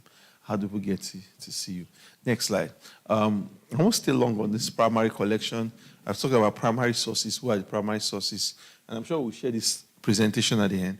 The platforms called the collection, the web, what needs further validation, I've mentioned about that, and how do you define the entry approach. And And the question you always want to ask yourself, do we at any time have certain doubts about data provided by a source organization which forms a wrong basis of judgment for our non-partisan analysis? Because sometimes some people are definitely misinforming the public. Governments even do it. They deliberately misinform the public so that they can look good. So it's always very important that even in the data, but the funny thing about data is that it will not add up at the end of the day if you are not being honest with it, because at the end of the day, there's always a way for you to show up. Next slide. Data entry, cleaning it up, re-entry, generation, mining analytics, managing the data overhead from the sources. We'll clean up the data. We'll re-enter it, we'll generate it, and next. Next slide. The structuring the metrics. I already mentioned what I mean by restructuring the metrics. How do we want to align it? How are we sorting it? What direction are we looking? Are we looking at it on a trend? Are we looking at administrative? Are we looking at it functionally? If it's a trend, what are we telling? Are we saying that Bahama is doing great, or are we saying that it's not doing great anymore? Are we saying if it's a trend for maybe how much government is spending on servicing of public debt? Are we checking that? Is it a percentage of the total revenue we're looking at? So that was more striking. Let me see, Ghana spends 25% of its, let's say Ghana spends 70% of its revenue on servicing public debt. That means out of every 100 naira that Ghana earns, it spends 75 naira on servicing public debt. So it makes more sense because it becomes more relatable. The high goal of a design or data visualization is to personalize it. That's what you are trying to do. Because if people that can't see themselves in the story, it becomes extremely difficult. And that's why, like I said, that's why politicians are very successful in scamming people. Data publishing, I mentioned graphs, charts. And I think we'll break this down a little bit. Infographics, interactive, open formats, and API. Social media use next. So the 5 rules of visualization. Someone is calling me. Manuel Simoya. Today is Wednesday, Thursday. The 5 rules of visualization. Find the story. It's always very important you find a story. What exactly are you trying to spotlight? What are you trying to say? It's extremely important you find a story. Don't make that mistake to say, this is what we want to do. 2 is to define the audience. The audience must be defined. Who are you trying to share this story with? Are you trying to print it in the local community? Be objective and offer balance. So even though we want to be emotional, we want to be objective as much as possible. We don't want to lie. Sometimes in budget, we lie. I won't lie to you. I mean, in Nigeria, we had a tweet. We knew that tweet was not the 100% accurate position of things. I won't say we lied. Let me not use that word. But we knew that was not the perfect accuracy of it. But we knew that because that tweet was not accurate, that is what is going to drive. You know, the civil society, they want you to be 100%. You cannot be 99.9% right. You must be 100%. So we have been shouting about this issue, and nobody was listening. Now, the day we said the federal government will spend 244 street lights will be procured, instead of us say 244 street light projects. Project was supposed to be, because a project can mean that one project can have 20 street lights, Abi. But we said 244 street lights, and we forgot to put projects there. And people said no, and people now divide. Yeah, 244 street, that means one street light is 100 million naira. Everybody now started screaming, blah, blah. So leave it alone. At least they are engaging first.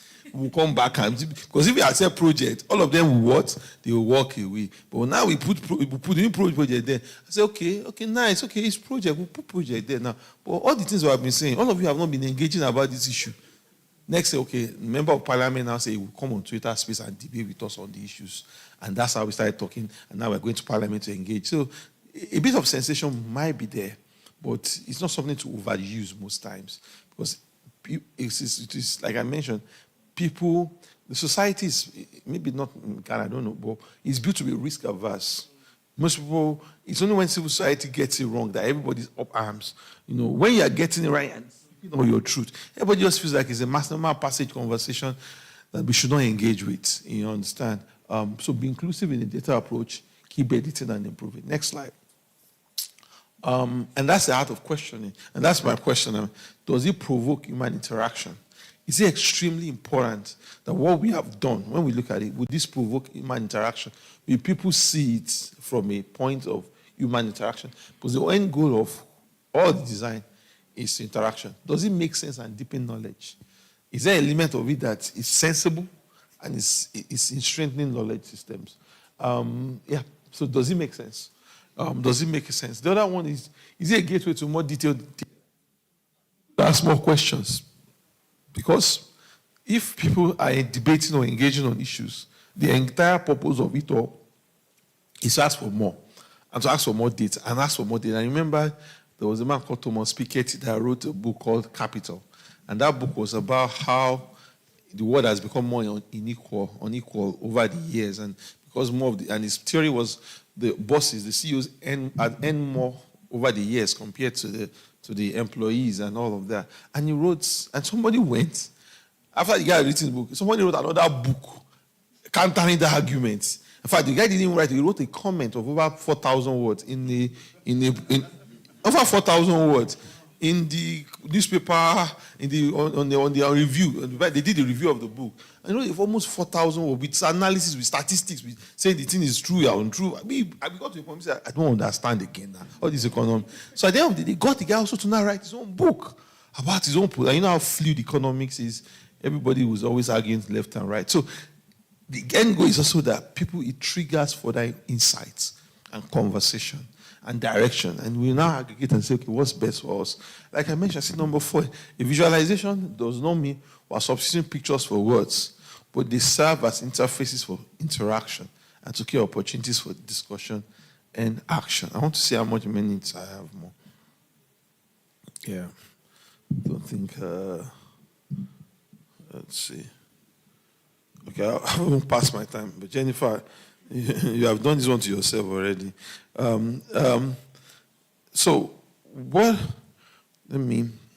Next slide. So I think we have said it, more of this is to start and sort the data out. It's extremely important to source the data, define the audience, dimension the data, craft the story, and do all of that. Extremely important. And next one is, we've already talked about how to find the story. You have the insight. You let the narrative lead. Next slide. You predict the data and do peer comparison. Next, and after this one, I don't want to go. And there's some of this. Mostly when I'm doing the design, I always ask myself, what is the most striking element in that design? Something has to attract people. And this thing that is going to attract everybody when you see this flyer is a picture of a child that is pregnant. That's the most attractive point in this, all of this. Now, we don't even need to use real humans with all this AI and all of those things. And the story is there. And this was early stage of budget. We were doing design. And the question is, if she can't vote, why must she marry? That was our small story. That was a campaign. Then, in the early days of what we did for the group, Child Not Bride campaign. If she can't vote, if you can't trust her with high decisions of the country, why must she marry? And this was a very rough draft of a design with all the data and the statistics there. Because we had a Nigerian senator that married a 13-year-old child, problem, and those are the issues to show that, even the people that you expect will do differently. We now brought all the issues of VVF, the senators that voted, any woman who was married. And this campaign was because they said any woman that is married is of age. It was a problem. It was a very subtle thing that they put in the law, our constitution, that we have to fight. So are you saying that if someone is 13 or married at 14, the person is of age? No, we didn't want to. We wanted it to be a bit more specific about, and all these complexities with, religion and all of those things. All their own children are in abroad studying medicine. They'll be looking for 13-year-old up and down, and that's complexity of science. The other thing is trends and complexities. This is one of the things you see with designs. How do you want to have the charts, the colors separately? In a situation like this, you want to put a story at the top like this to be able to capture some of the stories and all of that, and to be able to say this is the situation of things. Or you want to put it in a graph like this. Next slide. And put it like this. Like Nigeria, we're showing our external debts, and then we're showing our domestic debts. Next slide. Right? You left it alone. So you also want to show trend, or you want to compare parts of a whole. One of the most errors that you can make a visualization is the pie chart, because the pie chart has to compare parts to a whole chart. But let's leave this one alone. Next. And I want to go to an infographics, because infographics is what we and I want to go to an infographics, because infographics is what we use most But if you get those basics wrong around time series and parts of a whole, you confuse the infographics effectively. So, because infographics is that you are layering and you are telling a story at the end of the day. It's using the same simple infographics to communicate complex amount of information of data. The first thing is, like I mentioned, you have your story. Now, it's possible that when you were looking into the data, your story changes. That's very possible. But in your head, you have, okay, what am I looking for in this data? I can get inside the data and my story changes. But you will know that you want to transfer a bit of analysis into a storyboard. And that's what you're trying to build at the end of the day. Next. And this is what example of what you call infographics. In an infographics, you're dealing with 4 key metrics. Mostly, I always tell people. You are dealing with icons, numbers, arrangement, and what I call symmetry. Now, why am I using finger? Is it? Oh wow, this is Ghana wonder. Turn off. Sir.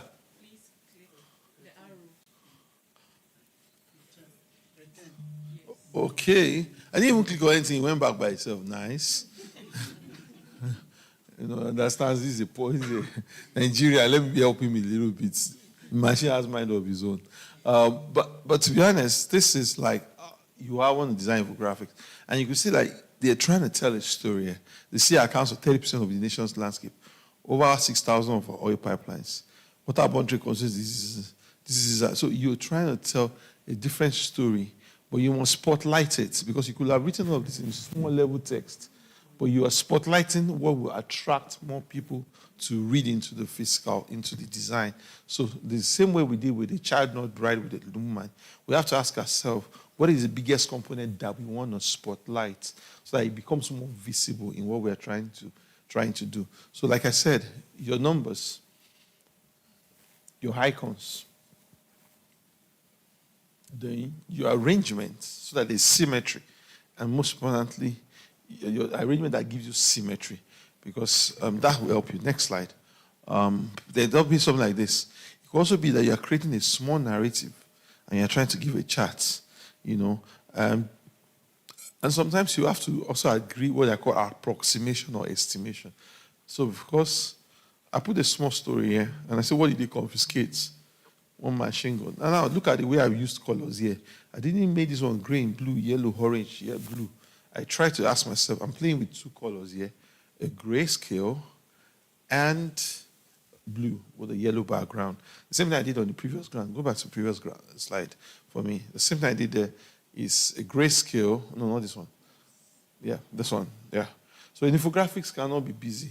There's one, when we were young, there was one shirt that people wear. They call it "My money grows like grass." They write it on it. Then there's yellow, green, purple, orange, purple, green, green. There's like 20 colors on the sash-shaped shirt, and the shirt is black. So, you can't design an infographic with plenty colors.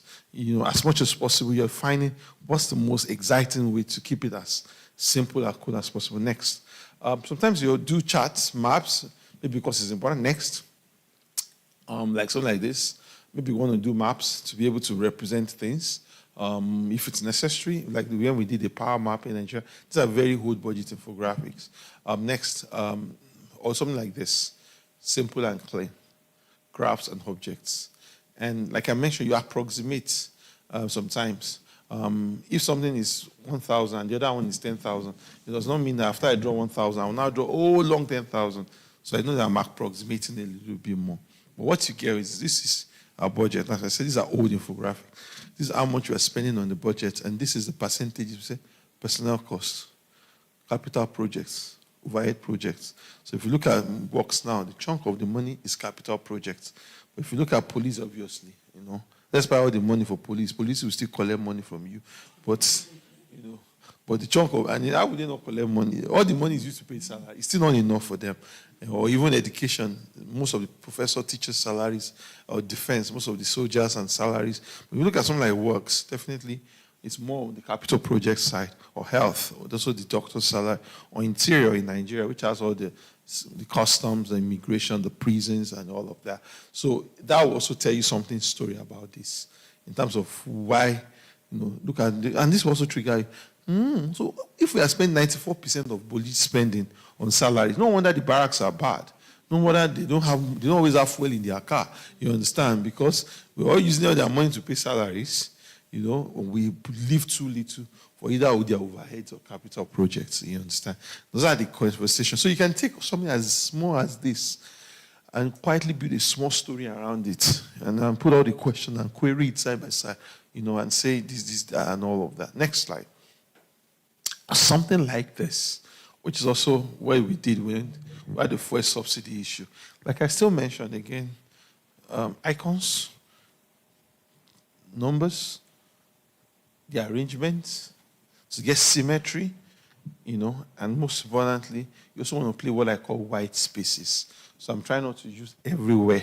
So I'm keeping spaces, a little bit of spaces, so that it's not too clumsy and crowded in my face. So a lot of people will disengage in that area. I'm also making, so we had issues with subsidy way back, and you could see the subsidy just started growing and just started growing. I'm like, God, where is this subsidy growing? And before subsidy went from 245 billion and entered 2.959 trillion in 2012. Marketers, and you can see the problem. 2006, just 6 marketers, small people, 36. By the time you go to 2011, you already had 140 marketers, because the business is now the biggest business in town. Because some of them they will even import the fuel. They will just tell the ship to turn around in Ghana. So turn around, come back and collect. Say you have brought new oil into the country, new fuel into the country. Yeah. And they did all of that. Some of them came with empty ships. Some of them didn't have any documentation, and they were collecting subsidy. So when people removed it now, the corruption was just too much. And everybody tries to remove it. Everybody is a gangster until they get until they are punched in the face, But at the end of the day, and you could see how the numbers were not hardened and all of that. The amount they pay for subsidies is this. What everybody said. Somebody said 1.6, 1.7. House of Reps says 2.5. This is how much they've paid so far. This is where they've paid the money so far and all of that. 18 companies who collected 41 billion refused to appear the committee. 15 companies obtained for recs of this and with no record of imports. That's the issue. So you have to be told, and that's what we're telling the story. Subsidy, what happened? Next. Or something like this, subnational transparency. This is why I was talking about states not publishing their budgets. So this was very big in the early days. The states that were publishing their budgets, and 13 only had it then. But now we have all the 36 now having it like that then, and all of that. So it's always good. Like I said, dimension objects with values. The big circles. Go back a little bit for me. The reason why I'm saying again is to dimension. Nobody's measuring tape and say, 2.59 trillion. No, it's not like we're measuring the space. We're just dimensioning with value. We just know, this is 1.6, then this is 1.7, and this is 2.59. Just basically to have a sense of it on the high. And at the end of the day, we are counting how this has to be 140. But we know this is plenty than this, but we'll look at it now. Oh, this is 140 and this is 49. And maybe I could take it out. Next slide. So dimensions, use colors appropriately. Like I mentioned, don't overuse colors. Don't overuse colors. Make sure that you use text appropriately with bold numbers. Work with sequence. It's a story that you're trying to tell. And let there be clarity of the message and the story. I think that should be the last slide in some sort of way. Is that it? Or 2 more? Okay. Like I mentioned, data slides. You could also learn a little bit from BudgIT infographics, interactive data sets. You could check worldpoverty.io, population.io. You could check Quetty.io. It's one small project that we as BudgIT are building. And we might transit a little bit where people do infographics, charts, and all of that. Next. And that's it. So and you could use, like I said, if you're going to learn all of Adobe, CorelDRAW, Portly, 3DJS, that will be full-blown proper workshop that me, myself, I'm not the best person to teach you. And those ones, you're not even the best, because I won't expect you as the executive director that you now carry laptop and you say you're designing infographic. No, there are people hired to do those things, honestly. But you just have to be, but you as a visionary have to be able to have a clarity about this is what you want to see. I don't want you to just put numbers and circles on the chart. I want you to show me a sequential story that flows like a story well arranged, emphasize what it needs to be emphasized, and and you can see that I do that for different approaches, either the budget, either for different advocacy, so I can strengthen much more debate and conversation. I've taken more time than necessary, but apologies. Thank you so much.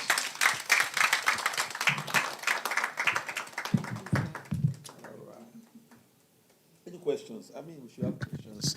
If so, I don't run people out of the opportunity. If not, it's fine.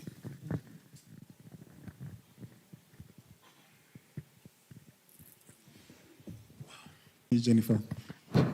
So, GD, I wanted to add, I think one of the things I love about BudgIT Nigeria infographics is there was this latest one that you did with the Dodge head, and all the issues were now inside it.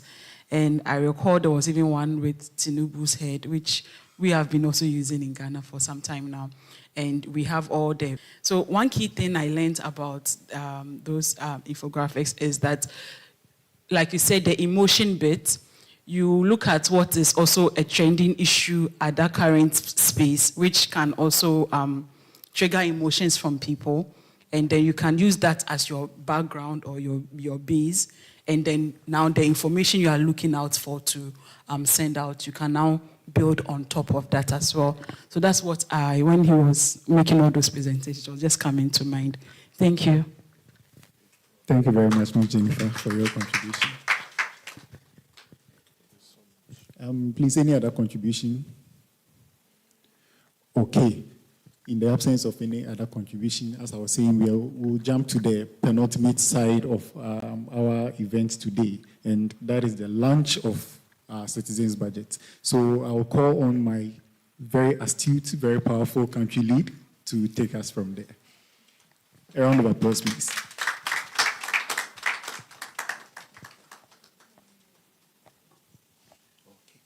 Thank you, Hamid. Thank you, GD, once again.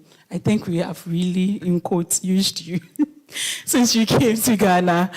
And yes, Citizen Budget, and I know for some of you, you've already seen it. Some of you already have seen that already.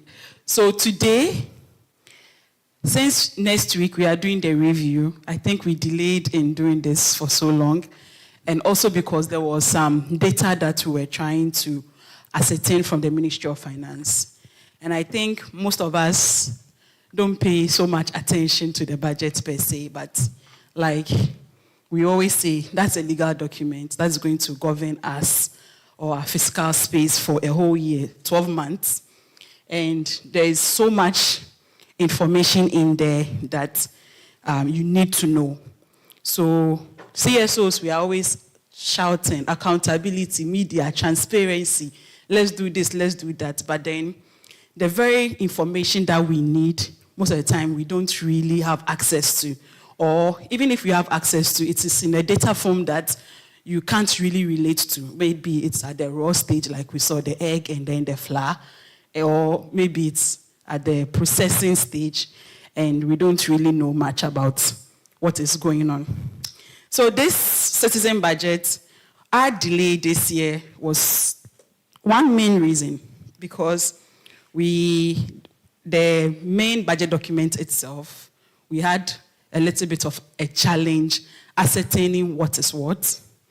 So when Minister went to Parliament to go and read the budget with his Ghana bag, I think they made specific that this bag was made in Ghana. We all heard him mention a figure, like a total figure that we are supposed to spend. And then finally, when the document, which is the one that they released, so the budget statement, and then the final one that they released on the Ministry of Finance website, because we deal with those kind of data. That's our primary source of data. It's in the numbers. That's what we noticed. So we jumped from 291, if you approximate it, 91 billion. And later we were now seeing 293 billion in the final one. And then when it was appropriated, we saw the 293 billion. So we were doing a little bit back and forth with them to see exactly what is accounting for the difference, and if there was any new project that was introduced maybe after it was read. We went through the Hansard, because that's another official document that we can also rely on. And the Hansard, the day that it was read, still was very specific about 290 billion and a whole lot of other things. So that's one of the delays that we've had. And that conversation has still not, we really haven't finished that conversation with the Ministry of Finance.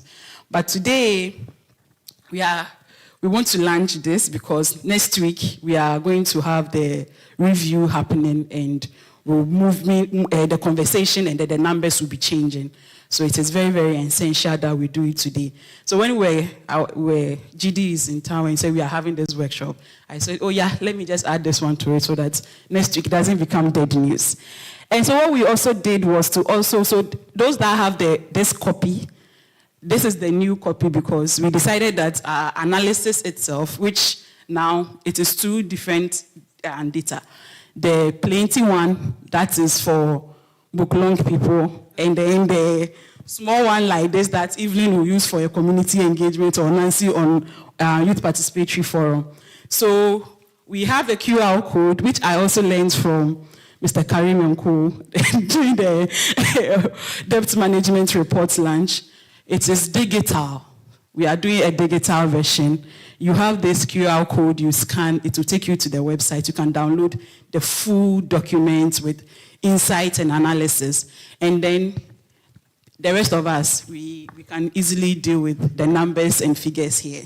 So without much ado, I will invite my Global Director, Mr. Onibide, to come and help us launch it, and then, yay, exciting news. Yes. You want me to launch it? Yes. All right.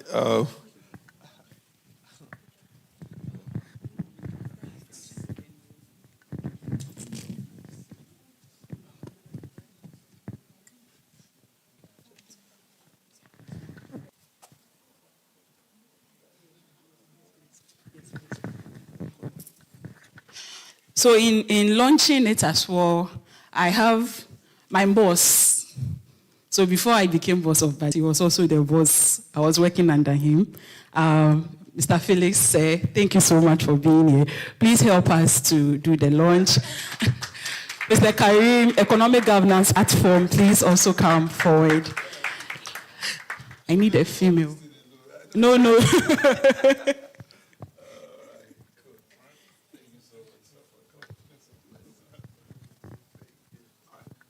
So this is the Ghana 2025 Citizens Budget.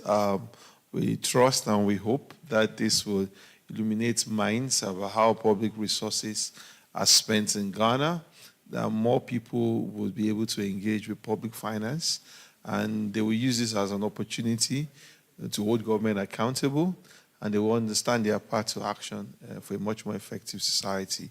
So thank you so much. I mean, this is nice and fancy. I don't think we now I'm learning a lot of things from Ghana now. Now we'll take back. Now, you people, you don't do enough to launch this. Please, round of applause, please. Oh yeah, this is super nice. Thanks so much, Evelyn. Thank you. So this is the launch. Yeah, thank you so much.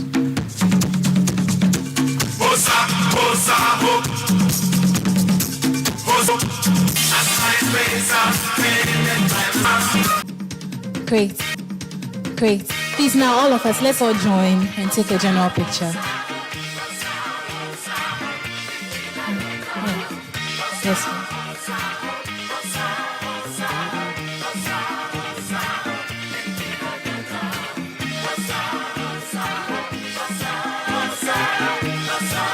Please, everybody in this room is part of the pictures, so please come to the front.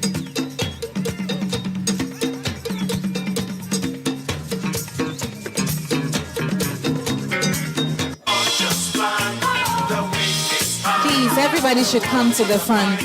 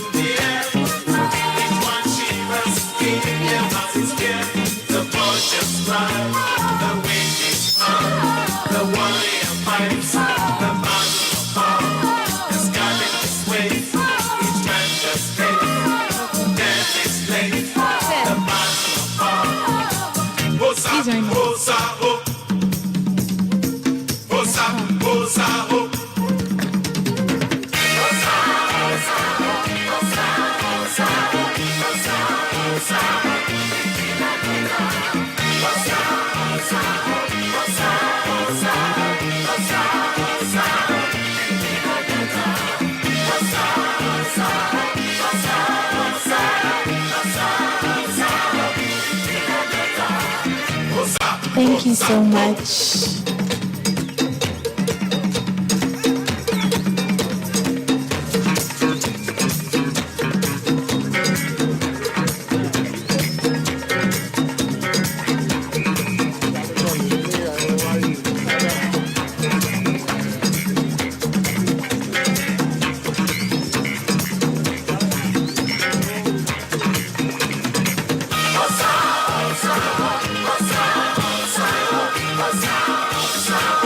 I totally forgot the original officers. Hello everyone. Please, can I have your attention? Please, if you are a tracker regional officer, please come to the front. You need to take a picture. All the tracker regional officers. Please come. Please do not leave just yet. So please wait a bit. Every tracker regional officer, please come to the front.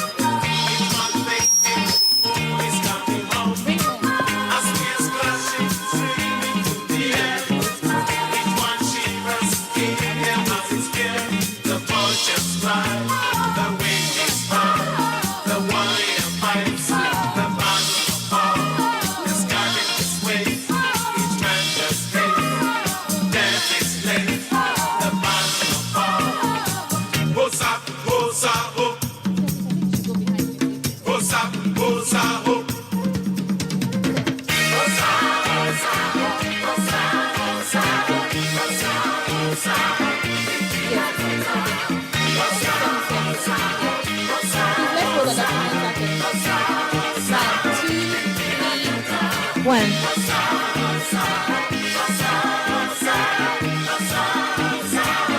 Thank you very much.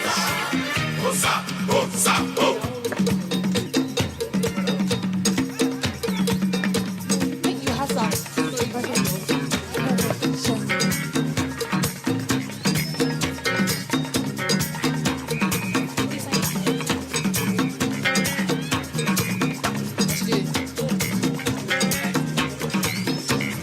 Please, would like to invite our Senior Program Officer, MNE, to give us the closing prayer. Miss Evelyn Olukeye, please would like to invite you for closing prayer.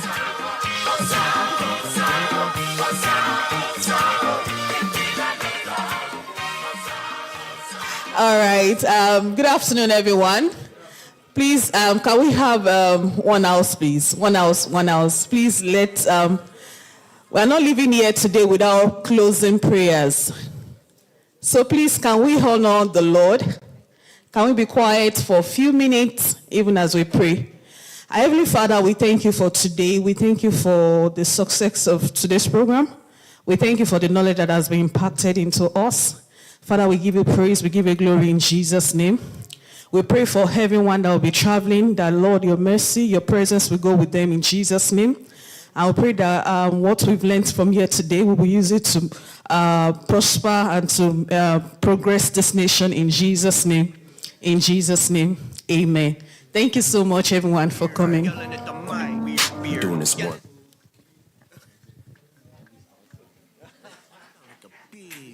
Shut the fuck.